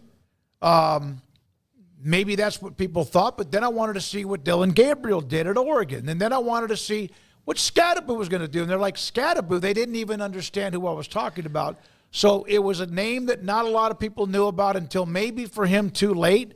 But, the guy is as good as anybody in America. Yeah, well, Pac-12 fans knew, and certain people who watch Pac-12 After Dark, that's where I caught him last year a lot, and he was awesome at the time, had no idea what was in store for this year. He's amazing. He probably should have gotten more love, is my point. Probably should have been promoted by the school and the conference more, honestly. And the media probably should have talked about him a bit more. So I just had that thought in my mind watching his post-game and him talking about, I'm the best running back in America, and I'm not even being disrespectful or I'm shying away from, I am the best running back in America. And I'm like, you know what? I believe you when you say it, and you've got a real argument. You've got a real argument, but Sam Leavitt was a tremendous pickup. Kenny Dillingham's a great young head coach. Very cool story for them to complete this 16th ranking in the preseason to the top team in the Big 12 and a first-round bye and a playoff team. That's remarkable. You just hope that the fan base and the town and all that comes with that can really rally around this momentum and take it to a different place, which is going to be part of the challenge for Kenny Dillingham. And I feel for Iowa State. That's a game where you were there just a couple years ago. You fell short against Oklahoma. I know it's more than a couple years, but you know what I'm saying. And now you're back, and you went through a lot of adversity this year, and you not only fall short, but you get obliterated when all is said and done. So that was a tough pill to swallow for the Cyclones fan base that thought, like, we finally won 10 games. Now we're going to win the Big 12 for the first time, and instead it's another big game whiff, and you basically feed ammunition to your rivals. Oh, Matt Campbell can't win the big game. Like that whole narrative pops up. So I felt for Cyclones fans, still a really productive and good year. They can still win 11 games, but Arizona State, that was a good team that definitely went out and earned it. So kudos to the Sun Devils. I don't know where they would. I know that there's the AP Top 25, and they weren't ranked, what were they, 10th or something like that? I just know that they've been pretty much proving everybody wrong from the beginning except them. You look at the Big 12 running backs with Neal at Kansas. Gordon just had nothing. Gordon actually had a pretty good year, all things considered. His team sucked, but he actually had a pretty okay Taj year. Brooks. Yeah. Harvey at RJ UCF. Harvey, yep. What you saw with a 1,000-yard season from Bryson Washington at about 2/3 of the season, and I could go on. I mean, my goodness. Okay, the only two teams that didn't have like guys that were terrifyingly scary at running back at times were Colorado, who could not run it, yeah. who doesn't run it, and they can't run it, but they're still good, and BYU, who was okay at it. It just they weren't. When I think of BYU, I think more of what Jake Retzlaff has done, kind of passing the ball and being a dual threat than any of the running backs. But even when you look at Cincinnati, when they were going along well, they had Kaiser, Kiner, and they've got those guys. Every team in the Big 12 legitimately had good running backs. In fact, Arizona's season took a dive when their running back got nicked for a weird eligibility issue. Yeah. So, I'd say, and even BYU there towards the end when L.J. Martin got healthy and could finally play, he gave them a little bit of something. It wasn't to the level of Neal or Kiner or Harvey or any of these, Scatterbo, obviously, Brooks, etc. But, yeah, he gave them a little bit of a lift. But, yeah, your point stands that Giddens. Everybody, of course, DJ Giddens. The league had a lot of really good running backs this year, and I know that, Joey McGuire fought for Taj Brooks in the all Big 12 snub and all of that, but it is, as like I said last week, you weren't here. I was like, I get what Joey's doing, but he was showing like career yardage, and I was like, that's not really the. No, that's like giving Alabama benefit. Exactly. So I didn't really agree with that angle he took, but I understand what he was trying to do, which was fight and promote his guy. But I said at the time, like, I totally understand it. But, like, this is a really hard league to just pick two running backs in. And how do you not pick R.J. Harvey or Cam Scatterbo? They had 1,500 yards plus, 40 touchdowns combined. Giddens, I said it. Yeah. I know. That's okay. So here are the running backs in America who had over 1,000 yards rushing. Harvey, Scatterbo, Brooks. These are from the Big 12. Giddens, Neal, Kiner, and Bryson Washington, who had 1,004 and didn't really start getting a lot of carries for the last 5 or 6 games. That's a chunk of players from the conference who ended up with over 1,000 yards. That's pretty impressive. The Big 12 bowl games. Here we go. Kansas State and Rutgers. West Virginia and Memphis will play. God bless Metal, who I'm not sure if he's blocked or not. West Virginia, West Virginia and AAU school, because otherwise they're not good enough to play Memphis. But that's an early. They have a quick turnaround. They're playing like in a week. That game in Frisco, up north of us, just a little bit north of Dallas. Yeah, it remains like who's playing in these games remains to. Yeah, this is so hard. Let's talk about the big topic out of this, okay? What do y'all feel about, and we, because we got a whole month to talk about all these games, or not a whole month, but we got 2 weeks for West Virginia. They need to hire a head coach. It's the 9th. They play the 17th. Okay, we've got some time, is my point, to talk about, flesh out these specific games.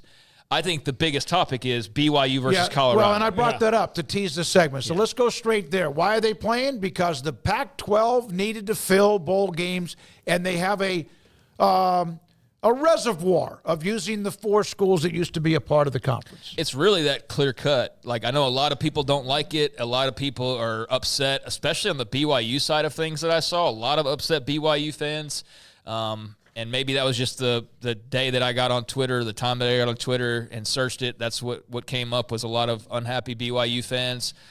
I totally get not wanting a conference game that's not a conference game, but against a conference opponent as your bowl game. I totally get that not being what you wanted to see. I don't so much like lean into like, well, this is going to hurt the Big 12's bowl record, because that again goes back to the whole like the tribalism thing that is, for me as a college football fan, just me personally, I will promote and defend the Big 12, but I'm not going to like root for because guess what? I want to see BYU and Colorado. I actually think it's a really interesting game. I don't necessarily want to see it in a bowl game. It should have been in the regular season, but when you have 16-team leagues and when you have so much realignment, this is what you get for a year like this year, which is the Pac-12 having to fill slots that were previously obligated, and 2 teams that didn't meet each other but were right there at 3 and 4 knocking on the door of the Big 12 championship. If there was a 4-team playoff for the Big 12 title, these 2 teams would have been in there. They would have been taking on Arizona and Iowa State, or Arizona State and Iowa State. So this is kind of a fun, runner-up type of game, but I do completely understand those not liking it. I think, though, when you start to say, well, the Big 12 sucks and I can't – You're not paying attention to why this happened. This happened because of simple. Yeah, it's a once in this calendar year type of situation that they have to do it this way. It's not great. It's not fun to play a conference team. But damn, man, BYU versus Colorado is a hell of a lot better game than going to TCU had to go play Louisiana or some other random game that you could have drawn. I think this is going to be a lot of fun, even though I do understand the negative side. And both do recruit Texas pretty well, and that's a nice place to be highlighted. And it could have been worse. This game could have been played earlier this year, and then it would have been really like, no, okay. But it wasn't. I was asked at the airport, why are they playing? And I answered the question. And then I was also asked by Daniel, son-in-law, has this ever happened before? I can tell you I knew immediately the last time it happened, and I think maybe one of the few times ever. Nebraska in 1978, they had not beaten Oklahoma. Osborne couldn't beat Switzer because guess what? Oklahoma was fantastic. Nebraska was really good. So they beat them in 1978, and they eventually the next week lost to Missouri, still won the Big 8 title, but because of it, it changed things up. And guess who they played in the Orange Bowl? Oklahoma. So it took them 6 or 7 years to beat OU since the game of the century in 1971. They do. Billy Sims had a bunch of fumbles in that game. At the end of the game, they finally beat them, and then they turn around and had to play them like a month later in the Orange Bowl, and OU won by 7. Yeah, so, I mean, there's history then. There's some history. It's just not a lot of deep history. 79 Orange Bowl. Because the way it's arranged is you're not supposed to see that. But I think if you just take away the distaste for the fact that it's a conference game, this would have been a great Big 12 regular season game. This would have been I bet you this would have drawn some pretty good eyeballs in the regular season. This would have been a hell of a conference championship game. But Dion and company didn't close against Kansas. That took away their spot, and BYU obviously dropped a couple games, but we weren't far off from this. Also to Kansas. Yeah, also to Kansas, one of those. Kansas probably prevented this from happening. Well, Kansas did, yeah. Kansas single-handedly nearly derailed this all by themselves, but I think this, guys, if you take away the distaste of its 2 Big 12 teams, it's a hell of a game, man. I didn't really have a distaste. I mean, that's. I'm just saying for others, yeah. I know. So, no, we're going to have this for another year or whatever, as they redo this or however long these. It's a pool. It's a pool. Yeah. And then here's what's going to happen. After they redo the playoff again and realize, like we talked about earlier in the show, that people aren't going to travel to 3 to 5 neutral site games in a month, then, the bowl games will all change again. And they'll figure out a different way to do this. And, we won't be having the Rose Bowl in the same kind of position because of the sunset and the parade. Ole Miss has 6 times in their lifetime, but not since 1971, played a repeat game against a conference foe from 1953 to 1971. Just a weird nugget. Yeah, that's a weird nugget. It's also 50 years ago, but it has happened, so there's precedent for it. But I think it also speaks to the point that it doesn't happen hardly ever at all. Since 78 season, yeah. Why a lot of people don't like it. And now that I look around, I see a lot of Colorado fans apparently displeased with it as well. I think it probably has something to do with you're going to finish a spot lower if you lose, technically, in the little asterisk in the Big 12 standings. So you'll finish 3rd or 4th, depending on the outcome. But yeah, if you strip away the conference, then this is an awesome game with 2 incredibly interesting and entertaining head coaches and some real star power.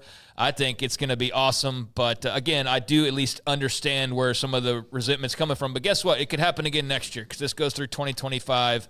You went and you helped devour the pack, and you didn't get everything that you wanted. There were some side effects to it. And one of those side effects was when you helped kill the pack, that this opened up the opportunity where you're going to have some inner Big 12 bowl games. And you know what? I do not blame the Alamo Bowl for going, hey, let's get the biggest game we can possibly get. And you know what? They'll have a hell of a crowd, I'm sure, and there will be a lot of people tuning into this one. No, I mean, you might have the Heisman Trophy winner. And one of the finalists in both of them will be maybe just 2 of the finalists are a possibility of a Heisman winner. He had a press conference after the bowl game was announced. I love what he said. We aren't opting out. We're in it. We're not tapping out. We will be there full throttles. What he said. Now players can change their mind, but they appear to be all in. Their entire team being available, and I think BYU will have that too. Unless there's a player or 2 that enter the transfer portal because they're not much a part of what they've been doing. No, Dion can also be maybe a change agent here for what these games need to be, because if I'm Dion, I call up, and I would even call up Kalani Sitake and say, hey, let's work on this together. Let's make sure our guys get some NIL for this. Like the basketball games that happen all over the place. Yeah. They need to. This is what bowl games need to be. Is you want Travis Hunter and Shadur Sanders and these guys not to opt out? Well, you know what that the pill for that is. It's green. No, it is, and I think that you're right. No matter what you might get as far as money if you transfer somewhere else, not how many of the transfer portal players are going to get big-time NIL money.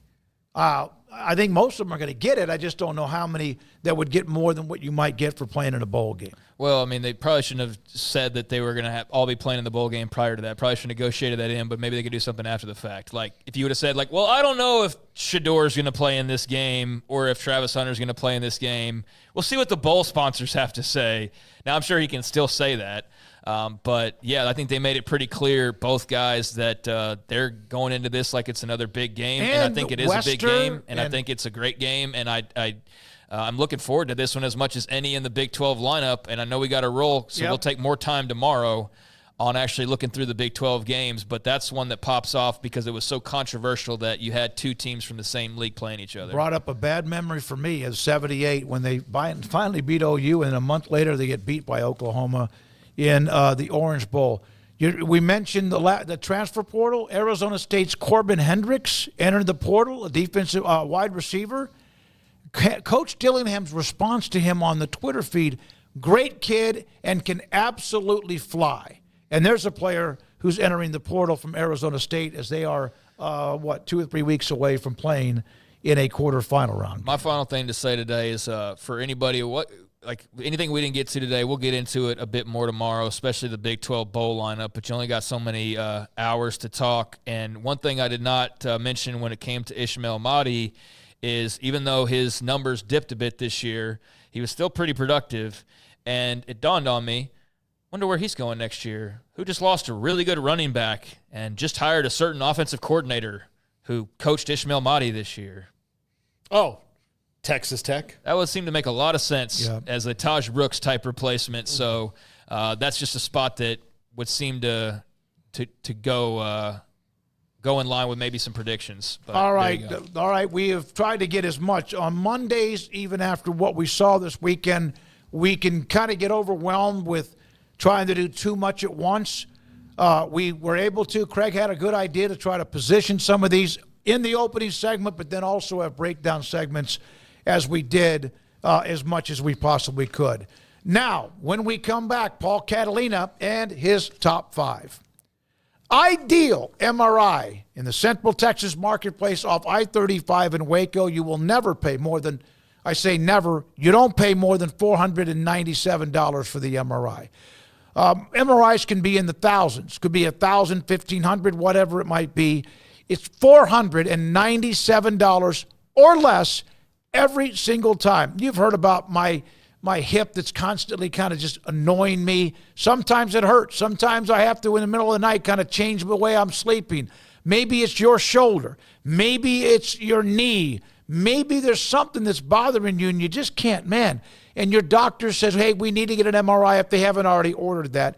And you tell them you want Ideal MRI because you're the one that has to pay the bill or your insurance company. It's Ideal MRI, state-of-the-art imaging machine, great Texan specialists. They have helped me through 4 different times that I've been inside the MRI machine. And the best part of it, and it blew me away, is like that night I received a text from Dr. Rob Maxey and others that said, hey, your images are in the portal, and yes, it's also sent to your doctor immediately so they can have the images too. One time, for some reason, I don't know, it wasn't that it didn't happen, but the doctor wanted a hard disk of the images, went by, picked it up that next morning, and took it to the doctor's office.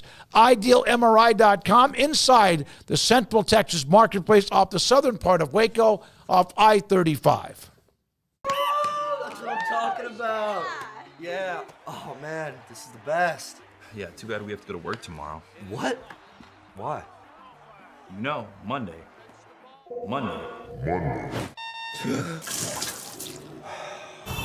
Where's my report? You millennials are all the same. You okay, Dexter? What happened? You need Sunday scaries. Screw you, Monday! Woo! Yes!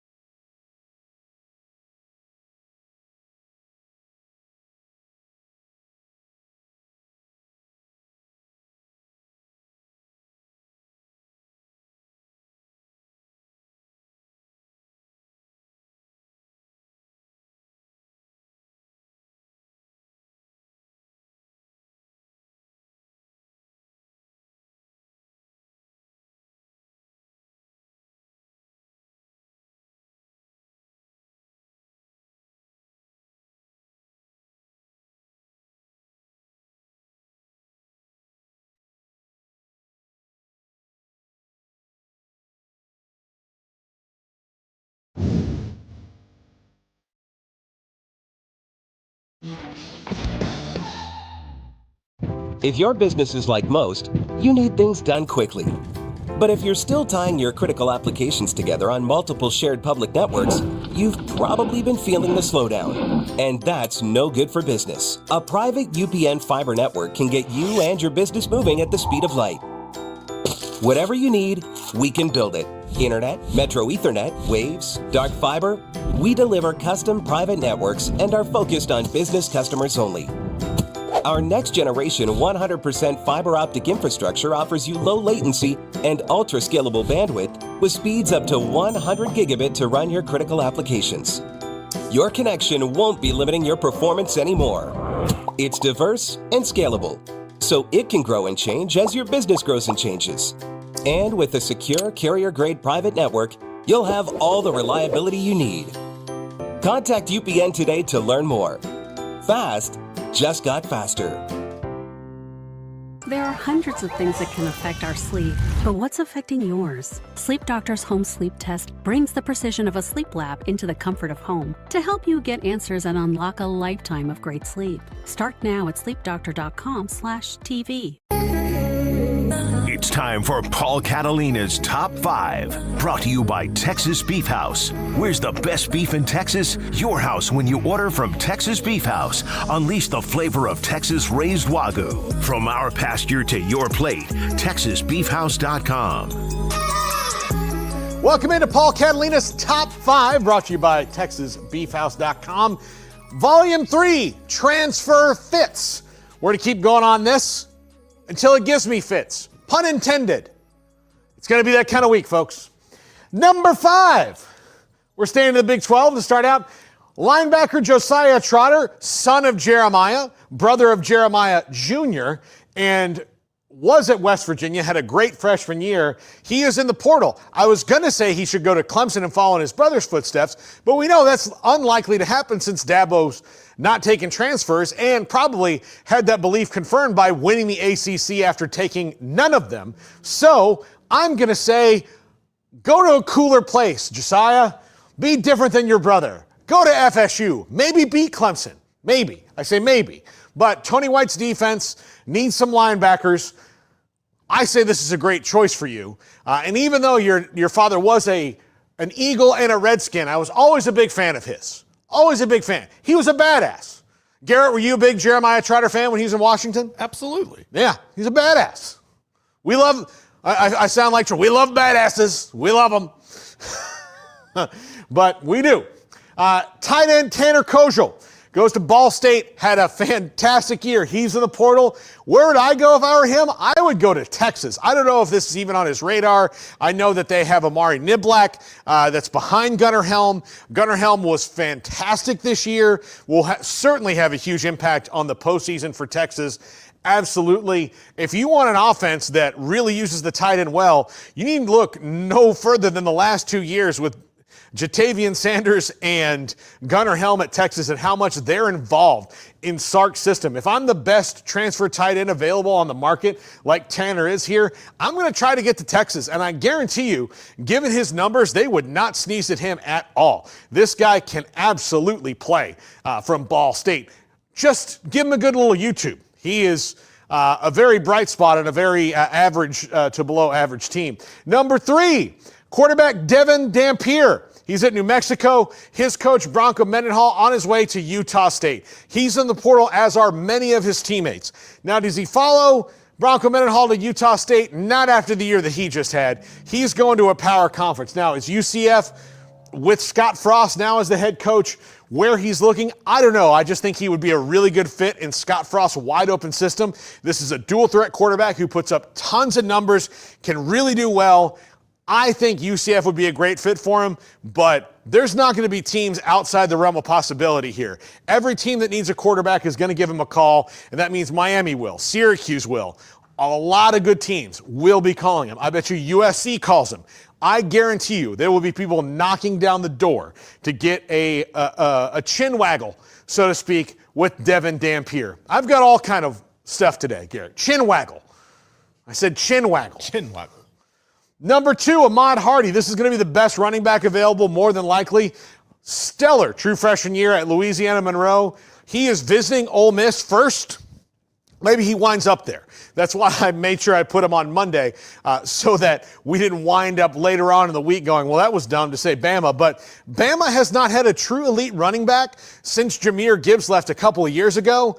And I think that's kind of affecting what they do. Now, granted, their best running threat this year was Jalen Milroe. He's going to be in the NFL next season. So for whoever the quarterback is going to be, and we'll talk about that in a second, I would say get a running threat like Ahmad Hardy from ULM and put him back there, and maybe, just maybe, you can get back in the playoff after you were so unjustly kicked in the shins, Bama. We're all sad for you. Really, we are. And number 1, Darian Mensah, the quarterback from Tulane. Big news today that he entered the portal. Tons of buzz about this guy. Really, it's going to be interesting to see how he fits in the group of Caden Salter and Dampier and Miller Moss and some of the quarterbacks that are already in here. Very good passer, had a fantastic year at Tulane, helped lead them to the AAC title game. John Summerall saying Darian Mensah's not. I don't know who's going to be the quarterback at Bama next year. Maybe it's Austin Mack. Maybe it's Ty Simpson.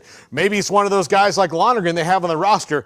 They're going to have an open competition, but I would not be surprised to see them get in the Darian Mensah business because this is a guy who can straight up play ball, very accurate passer, very athletic, has a lot of potential going down the line, and I think they got to look at him. And so that would be 2 I just put in Bama because I'm very concerned that you guys at Bama, that the Tide did not make the college football playoff. I don't know how you're going to deal with living like how the rest of us do. I don't want the greater Tuscaloosa and Birmingham area to lose its soul. I really don't. Feel so bad for you. Really do. Mean it. But Darian Mensah, really great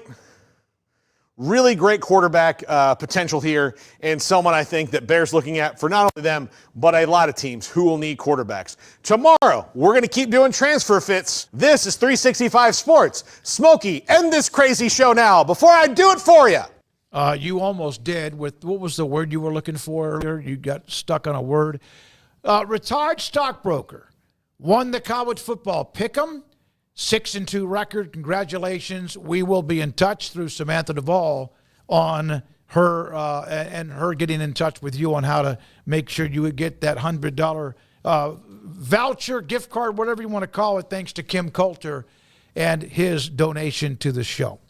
All right. Thank you, Garrett Ross. Thank you very much. He had to weave through different parts today that you have no idea. And then Emery Winter working on 365 Sports tonight, which is 10:30 tonight on the CW. Former Arkansas Hall of Fame college player Dan Hampton will be at the Las Vegas National Football Foundation Awards dinner tomorrow night. He'll join us tomorrow along with many others for Craig Smoak and also Paul Catalina. Thank you for all of the sponsors we have every day. And what a weekend it was in college football. I'm David Smoak. Good night, 365 Sports.